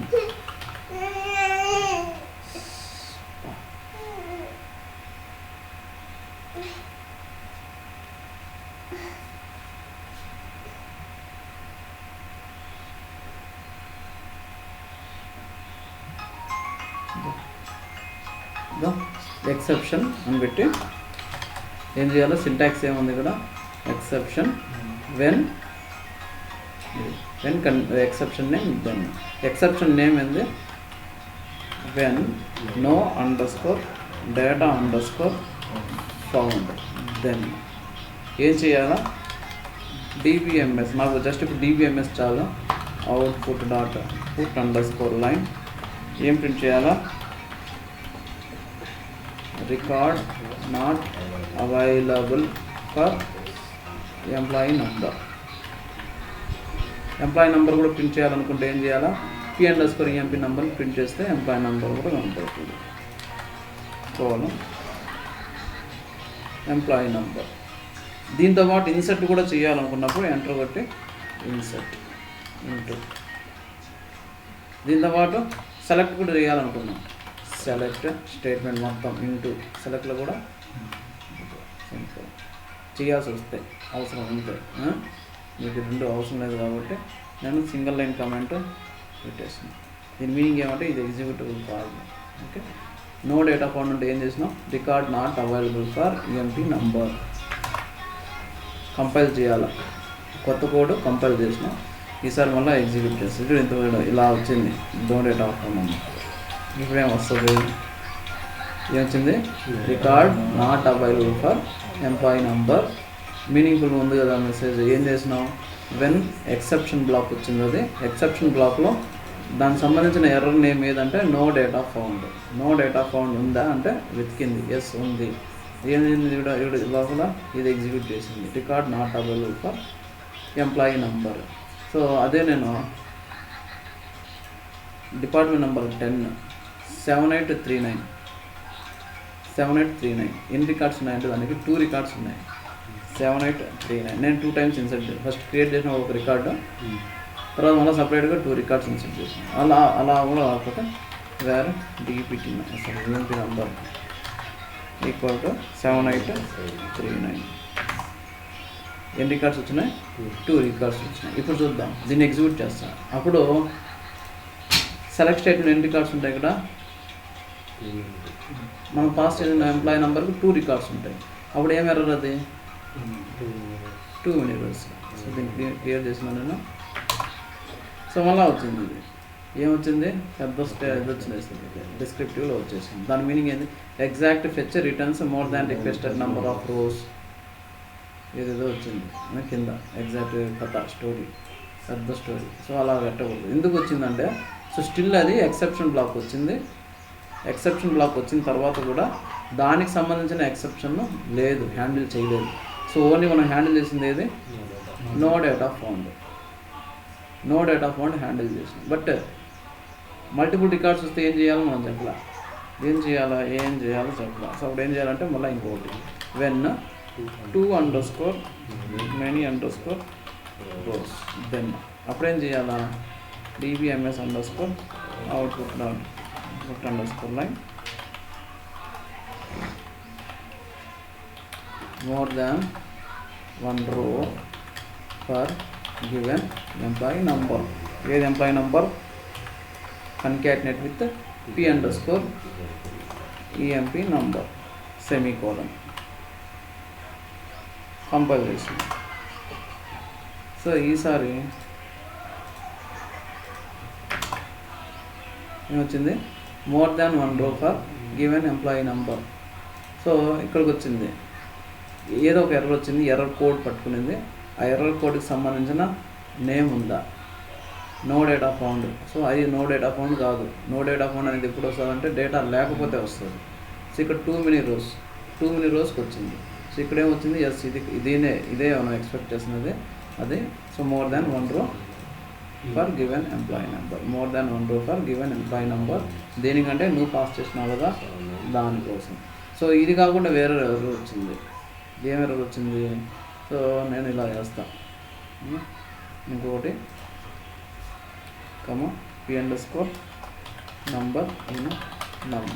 నంబర్ పాస్ చేస్తుంది. దాంతోపాటు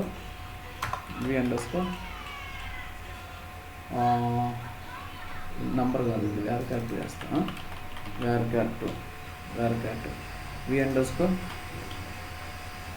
నంబర్ ఇది నంబర్. దీంట్లోకి నేను p_numberని పాస్ చేస్తాను. p_number పాస్ చేసినాను. సో ఇది కంపైలేషన్ ఎర్రర్ ఏం రాలే. ఓకే, సింటాక్స్ ప్రాపర్గా ఉంది, డేటా టైప్స్ ఓకే. ఇప్పుడు నేను పాస్ ఎగ్జిక్యూట్ చేయాలంటే ఏం చేయాలి, ఈ ప్రొసీజర్కి 2 పారామీటర్స్ పాస్ చేయాలి. ఈ ప్రొసీజర్కి ఎన్ని పారామీటర్స్ ఉన్నాయి, కూడా 2 పారామీటర్స్ ఉన్నాయి. ఫస్ట్ ఏమో ఎంప్లాయీ నెంబర్, సెకండ్ ఏమో ఏదో ఒకటి నంబర్, అంటే var_char_2 ఉంది. var_char_2లో నేను నంబర్ కానీ పాస్ చేసినాను అనుకుందాం, 10 7566 కదా, ఒకటే కదా రికార్డు ఉన్నది, సాటిస్ఫై అవ్వాలి. ఏమైంది, ఎస్ కరెక్ట్, ప్రాపర్గా సక్సెస్ఫుల్గా ఎగ్జిక్యూట్ అయిపోయింది. సో ఇక్కడ 10 పాస్ చేసినా సరే నేను, సో ఇక్కడ అసైన్ చేసింది ఏం చేసిందంటే, ఇది var_char_2 అయినా 2 నంబర్గా చేసుకుని కాపీ చేసుకుంది. సో ఒకవేళ నేను దీన్ని ఏకి పాస్ చేసినాను అనుకుంటా, ఏమొచ్చింది, న్యూమరికల్ వాల్యూ ఎర్రర్. దీనికోసం ఏంది, ఇన్వాలిడ్ నంబర్ అనేది ఉంది. సో బట్ నేను ఇన్వాలిడ్ నంబర్ నేను పెట్టడం లేదు. ఏం చేస్తానంటే ఇక్కడ వెన్ అదర్స్ అని పెట్టేస్తా. వెన్ అదర్స్ అంటే ఏమంటే జనరిక్ పైన ఏది ఏ ఎర్రర్ అయినా సరే వెన్ అదర్స్ తీసేసుకుంటుంది. When others then dbms underscore output dot put underscore line. ఏంటది? Error while execution when others error while execution ఏం చేస్తూ ఉందంటే ఎక్సెప్షన్ బ్లాక్ వస్తుంది. స్టిల్ ఈ కేసులో కూడా అది ఎక్సెప్షన్ బ్లాక్ వస్తుంది. ఏ ఎర్రర్ వచ్చినా సరే అది ఎక్సెప్షన్ బ్లాక్ వస్తుంది. ఎక్సెప్షన్ బ్లాక్లో దానికి సంబంధించిన ఎక్సెప్షన్ మనం హ్యాండిల్ చేసినామా అని వెతుకుతుంది. సో ఇక్కడ వచ్చిన ఎర్రర్ ఏది? Invalid number exception. So but ఇక్కడ ఏమొచ్చింది? ఇక్కడ నో డేటా ఫౌండా? కాదు. Too many రోసా? కాదు. ఇంకా ఇన్వాలిడ్ నెంబర్ ఏమన్నా ఉందా అంటే లేదు. బట్ వెన్ అదర్స్ ఉంది. వెన్ అదర్స్ అంటే ఏమంటే ప్రతిదీ దాంట్లోకి వచ్చేసేయండి. వెన్ అదర్స్ ఎప్పుడు ఎక్కడ ఉండాలంటే లాస్ట్లోనే ఉండాలి. ఓకే, ఇప్పుడు చూద్దాం ఏమొచ్చింది? Error while execution. సో ఇంతకుముందు ఇది 10 పెట్టేసలే, ఇది 10 డిపార్ట్మెంట్ నెంబర్ 10 ఏమొచ్చినాయి? ఇది 7839 more than 1 row per given. So ఇది ఎలా వచ్చింది? ఇది టూ మెనీ రోస్. నేను అది కూడా తీసేసిన. ఇప్పుడు ఏం ఎర్రర్ వస్తుంది? ఏ ఎర్రర్ వస్తుంది అంటే ఎర్రర్ వైల్ ఎగ్జిక్యూషన్. ఎందుకు వస్తుంది? దానికి సంబంధించిన ఎక్సెప్షన్ లేదు. ఇప్పుడు నేను టూ మెనీ రోస్ అనేది యూజ్ చేయలేదు. ఇప్పుడు ఏమైందంటే వెన్ అదర్సే ఉంది. వెన్ అదర్స్ అనేది మ్యాండేటరీ కాదు. అది లేనప్పుడు ఏమొస్తుంది అంటే డిస్క్రిప్టివ్ ఫార్మాట్లో వచ్చేస్తుంది. వెన్ అదర్స్ పెడితే ఏమంటే ఏ ఎర్రర్ వచ్చినా సరే అక్కడ వచ్చేస్తుంది. ఇప్పుడు మనం ఎన్ని ఎక్సెప్షన్స్ అంటే నో డేటా ఫౌండ్ ఒకటి, ఇంకోటి when others. No data found ఉన్నప్పుడేమో ఇది హ్యాండిల్ చేస్తుంది, వెన్ కాకపోతేనేమో ఇది హ్యాండిల్ చేస్తుంది. సో ఇప్పుడు నో డేటా ఫౌండ్ ఇలా చూద్దాం. 1 2 3 4 5. ఇప్పుడు ఏమొస్తుంది? Records not available for employee number. ఎలా వచ్చింది? ఇది నో డేటా ఫౌండ్ సంబంధించిన ఎక్సెప్షన్. అది కూడా లేదు. ఏమవుతుంది? ప్రతిసారి ఎర్రర్ వైల్ ఎగ్జిక్యూషన్. అది 7389 ఎర్రర్ వైల్ ఎగ్జిక్యూషన్. ఇక్కడ ఏ ఇచ్చినావు? Error while execution. ఎలా వచ్చిందంటే వెన్ అదర్స్. అర్థమవుతుందా? సో బట్ వెన్ అదర్స్లో వచ్చింది ప్రతిసారి ఎర్రర్ వైల్ ఎగ్జిక్యూషన్ అనేది. ఏం ఎర్రర్ వచ్చింది? అది నో డేటా ఫౌండ్ వల్ల వచ్చిందా? టూ మెనీ రోస్ వల్ల వచ్చిందా? జీరో డివైడ్ వల్ల వచ్చిందా? లేదు ఇంకోటి ఏదైనా సరే డివైడ్ చేసినాం అనుకుంటాం నంబరు, అప్పుడు వస్తుంది. సో అలాంటప్పుడు వచ్చిందా అనేది ఎలా తెలుసుకుంటామంటే మనకు 2 ఫంక్షన్స్ ఉన్నాయి. సూడో కాలమ్స్ కూడా అనొచ్చు వాటిని. సో ఇక్కడ ఉంది exception and exception name then statements ఇక్కడ ఉంది ఉంది. సో అవి ఏమంటే ఎస్క్యూఎల్ కోడ్ అన్నది ఒకటి, ఎస్క్యూఎల్ ERRM అన్నది ఒకటి. ఈ రెండు యూజ్ చేసి ఏ ఎర్రర్ వచ్చింది డిస్క్రిప్టివ్తో సహా మనం చూసుకోవచ్చు. dbms underscore output dot put underscore line error code just message. దాంతోపాటు SQL కోడ్ అనేది ఒక ఫంక్షన్ టైప్ అన్నమాట.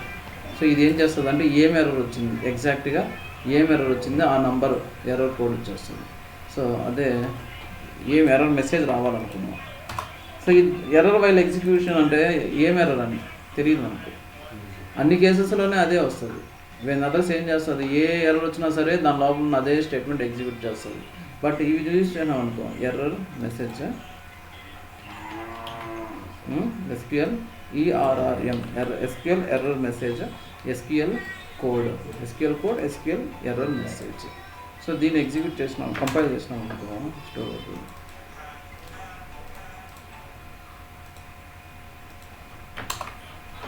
ఏమొచ్చింది, exact fetch more than request number of rose వచ్చింది అక్కడికే. Error while execution, error code ఏంది -1422, ఎర్రర్ మెసేజ్ ఏమంటే వరా 1422, exact fetch returns more than requested number of rows. So ఇది 1 2 3 4 5 1 2 3 4 5 అంటే ఏంది, ఇది no data found. Error while execution, error code ఏమో 100, error message ఏమంటే నో డేటా ఫౌండ్. అర్థమవుతుందా? No data found. సో అదే ప్రాపర్ డేటా ఉంది, ఏది 7788 ప్రాపర్ డేటా అని. ఈసారి ఏ వల్ల వస్తుంది ఎర్రర్? ఇక్కడే ఒక రికార్డే వచ్చింది, ఇది ప్రింట్ అవుతూ ఉంది, బట్ ఇక్కడ ఏమంటే ఎక్సెప్షన్ వల్ల వస్తుంది. చూద్దాం ఏముంది. ఏమొచ్చింది? శాలరీ 3000 ప్రింట్ చేసిన తర్వాత ఎక్సెప్షన్ వచ్చింది. ఇంతకుముందు ప్రింట్ చేయలేదు, ఈసారి ప్రింట్ చేసింది. శాలరీ 3000 ప్రింట్ చేసిన తర్వాత ఏమొచ్చింది? Error while execution, error code ఏమంటే 6502. ఎర్రర్ మెసేజ్ ఏంది? Numerical value error, character to number conversion error. Character నుంచి టూ నంబర్కి చేస్తా ఉంది, 2 నంబర్. సో 2 నంబర్కి ఏ పాస్ చేసినప్పుడు ఏం ఎర్రర్ వస్తుందో ఆ ఎర్రర్ వచ్చింది. నంబర్గా కన్వర్ట్ చేయాలంటే అందులో ఏముండాలా? ఓన్లీ నంబర్సే ఉండాలి, బట్ ఇక్కడ ఏముందంటే క్యారెక్టర్. అర్థమైందా? వెన్ అదర్స్ అంటే ఎస్క్యూఎల్ కోడ్ ఏమి ఇస్తుంది అంటే ఎస్క్యూఎల్ కోడ్ ఎర్రర్ నెంబర్ ఇస్తుంది. ఎస్క్యూఎల్ ఈఆర్ఆర్ఎం అంటే ఏమంటే error message, exact error message. So ఇవి రెండు ఎక్కడ యూజ్ చేస్తామంటే వెన్ అదర్స్లో. ఎక్కడ పెట్టినా పని చేస్తుంది అది. సో ఇప్పుడు నో డేటా ఫౌండ్కి ఎప్పుడు పోతుంది?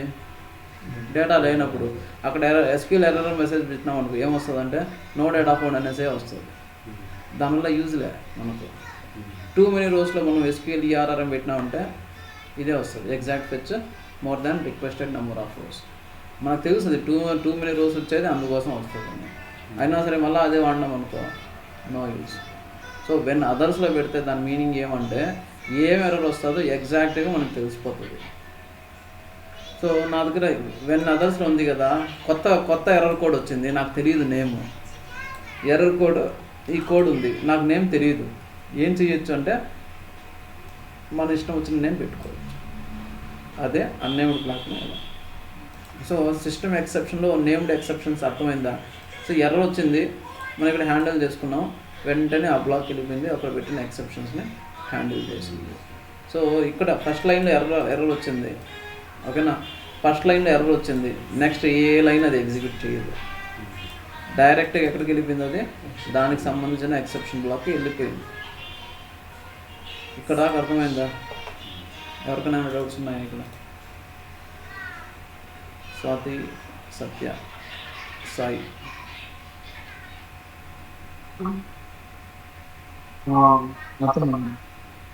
ఓకే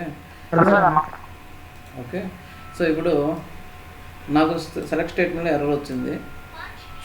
ఎర్రర్ వస్తే ఏమైంది? వెంటనే ఎక్సెప్షన్ కూడా వెళ్ళిపోయింది. సో రిక్వైర్మెంట్ అలా ఉండదు. ఎక్సెప్షన్ సెలెక్ట్ స్టేట్మెంట్ ఉంటే అక్కడే హ్యాండిల్ చేసి నెక్స్ట్ స్టేట్మెంట్ ఎగ్జిక్యూట్ చేయాలి. సింపుల్ ఎగ్జాంపుల్, నా దగ్గర ఒక టేబుల్ ఉంది, ఇది ఐటమ్ టేబుల్ ఉంది. ఐటమ్ టేబుల్లో డేటా లేకపోతే ఏం చేయాలంటే ఐటమ్ హిస్టరీలో ఎత్తుకోవాలి, హిస్టరీలో టేబుల్లో ఎత్తుకోవాలి అనుకుందాం. సో ఐటమ్ని ఇక్కడ ఎతికినా మనకి ఏమవుతుంది? నో డేటా ఫౌండ్ వస్తుంది. నో డేటా ఫౌండ్ కింద హ్యాండిల్ చేసినాం అనుకుందాం, ఐటమ్ హిస్టరీలో ఎత్తుకుతుంది. అప్పుడు ఏం చేయాలా? ఈ స్టేట్మెంట్ కానీ నో డేటా ఫౌండ్ ఇస్తే ఇక్కడ దాకా వెళ్ళకూడదు, దీనికి సంబంధించిన ఎక్సెప్షన్ ఇక్కడే హ్యాండిల్ చేసేయాలి. ఒక్క స్టేట్మెంట్ కోసం మనం ఎక్సెప్షన్ రాసుకోవచ్చు, ఒక స్టేట్మెంట్ కాదు, దాని ఏమంటారు ఇండిపెండెంట్ బ్లాక్స్ పెట్టుకోవచ్చు. సో దానికోసం ఏం చేయాలంటే ఇక్కడ ఉంది కదా, ఇదే ఈ సెలెక్ట్ స్టేట్మెంట్ కోసం మనం రాయాలనుకుంటే దానికంటే ముందు బిగిన్ స్టార్ట్ చేయాలి. దానికంటే ముందు బిగిన్ స్టార్ట్ చేసి కింద బిగిన్ రాసిన ప్రతిసారి ఎండ్ రాయాల్సిందే. ఎండ్, బిగిన్, ఎండ్, ఇదొక బ్లాక్ అన్నట్టు. ఇప్పుడు begin, end, child block, independent block. So ఇక్కడ దీనికి సంబంధించిన ఎక్సెప్షన్ ఇక్కడే హ్యాండిల్ చేయాలి. ఈ exception when no underscore data underscore found, then ఏం చేయాలా? డివిఎంఎస్ లేదా సెలెక్ట్ వేరే టేబుల్ రాసుకోవాలి. లేకపోతే DBMS underscore output dot put underscore line of no data found. ఇప్పుడు ఏం జరుగుతుందంటే ఇక్కడ ఎక్సెప్షన్ వచ్చిందన్న అనుకో, ఇక్కడే హ్యాండిల్ చేసేసింది. నో డేటా ఫౌండ్ ఎక్సెప్షన్ వస్తే ఏమైందంటే ఇక్కడ హ్యాండిల్ చేసింది. Other than no data found exception వచ్చింది అనుకో, మళ్ళీ ఇక్కడికి వస్తుంది, అది మెయిన్ ఎక్సెప్షన్కి వచ్చేస్తుంది. ఇవన్నీ ఎగ్జిక్యూట్ అవ్వదు. అర్థమవుతుందా? నో డేటా ఫౌండ్ వచ్చిందంటే ఇక్కడ హ్యాండిల్ చేసేసింది. ఇది హ్యాండిల్ చేసిన తర్వాత ఎండ్ ఉంది, ఇక్కడ ఎండ్ తర్వాత ఇంకా స్టేట్మెంట్స్ ఉన్నాయి, ఈ స్టేట్మెంట్స్ కూడా ప్రింట్ చేస్తుంది. ఇప్పుడు నో డేటా ఫౌండ్ వస్తేనే, other than no data found వస్తే వెంటనే ఈ ఎక్సెప్షన్ బ్లాక్ వచ్చేస్తుంది, మళ్ళీ ఇక్కడికి వచ్చేస్తుంది. చూద్దాం.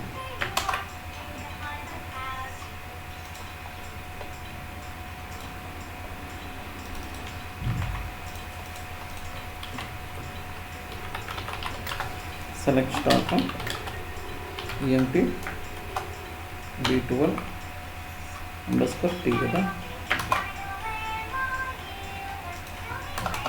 EXEC స్పేస్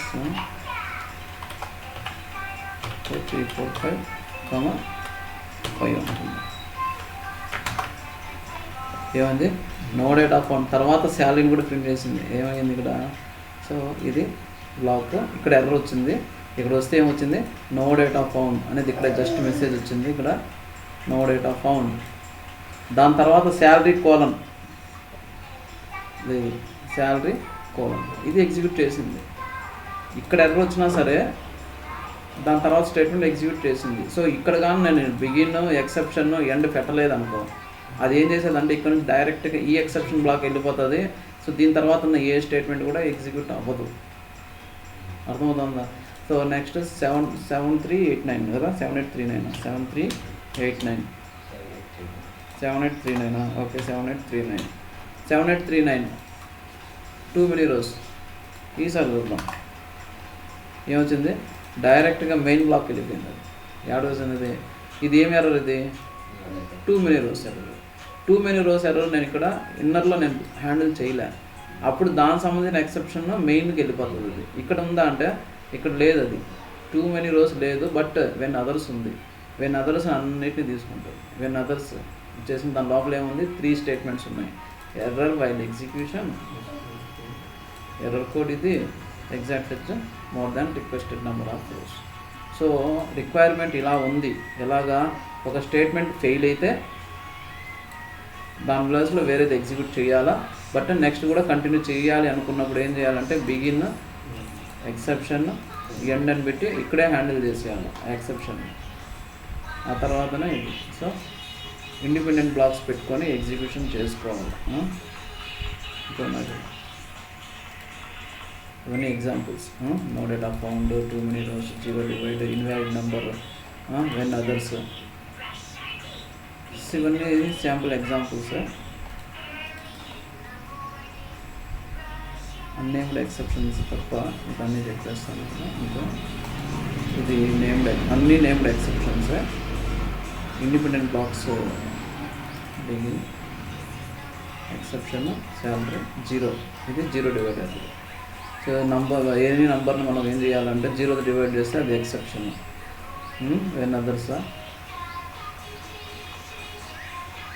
ఇక్కడ వచ్చింది. బిగిన్ ఉందా? సో బిగిన్ ఇండిపెండెంట్ బ్లాక్ పెట్టుకున్నామంటే దానికి సంబంధించిన ఎక్సెప్షన్ అది ఎగ్జిక్యూట్ చేసుకుంటుంది. సో బిగిన్ ఈ స్టేట్మెంట్ కోసం బిగిన్, ఎండ్, దానికి సంబంధించిన ఎక్సెప్షన్స్ ఎన్ని కావాలంటే ఇక్కడ అప్పుడే హ్యాండిల్ చేసుకోవచ్చు. 1, 2 ఎన్ని ఉన్నా సరే. ఓకే, ఇక్కడ నాట్ ఎగ్జిస్ట్, ఇండిపెండెంట్ 1, శాలరీ ఏం రాలా. ఓకే, నాట్ ఎగ్జిస్ట్ అయితే 10,000.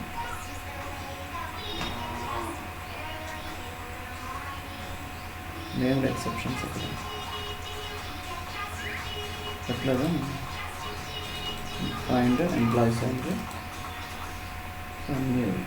Task create one table with primary key column, structure with EMP, table name ఇక్కడ V9 కాకుండా 12, ఎంప్లాయీ నెంబర్ ప్రైమరీకి, ఈ నేమ్, జాబ్. సో ఎంప్లాయీ టేబుల్కి ఏ కాలమ్స్ ఉన్నాయి అన్ని కాలమ్స్. స్టెప్ 2 ఏం చేయాలా? క్రియేట్ వన్ సీక్వెన్స్ ఎలా క్రియేట్ చేయాలా? 1 2 3 4 అలా జనరేట్ ఆటోమేటిక్గా. సింపుల్ ఏమంటే ఎంప్లాయీ నెంబర్ మనం ఫెచ్ చేసుకుంటాము, ఎంప్లాయీ నెంబర్ కాకుండా సీక్వెన్స్ డాట్ నెక్స్ట్ వాల్యూని ఇన్సర్ట్ చేస్తాం వేరే టేబుల్లోకి. So write a procedure to fetch record from employee EMP for given employee number as a in parameter చేసి ఏం చేయాలి, న్యూ టేబుల్లో ఏం చేయాలా, ఎంప్లాయీ నెంబర్ ఏం చేయాలి ఫ్రమ్ సీక్వెన్స్ ఇన్సర్ట్ చేసేటప్పుడు ఎంప్లాయీ నెంబర్ ఇన్సర్ట్ చేస్తాం కదా కొత్త టేబుల్లో, దాంట్లో ఎంప్లాయీ నెంబర్ కాకుండా సీక్వెన్స్ నేమ్ డాట్ నెక్స్ట్ వాల్యూని ఇన్సర్ట్ చేయాలి. రిమైనింగ్ అన్ని సెలెక్ట్ స్టేట్మెంట్ ఫెచ్ చేసినాం కదా ఆ కాలమ్స్ పెట్టేసేయాలి. సో ఎంప్లాయీ నెంబర్ ఇది task dot next value v_e name select state నుంచి ఫెచ్ చేసి ఉంటాం. హ్యాండిల్ విత్ ఎక్సెప్షన్స్ అంటే డేటా లేదు, ఎంప్లాయీ టేబుల్ లేదు, ఎక్సెప్షన్ హ్యాండిల్ చేయాలి. ఓకేనా, ఏ కైండ్ ఆఫ్ ఎక్సెప్షన్ కావాలంటే ఇది వద్దులే. ఓకే, ఓన్లీ నేమ్డ్ ఎక్సెప్షన్స్ మాత్రమే. సో ఈ టాస్క్లన్నీ చేస్తూనే ఉంటుంది.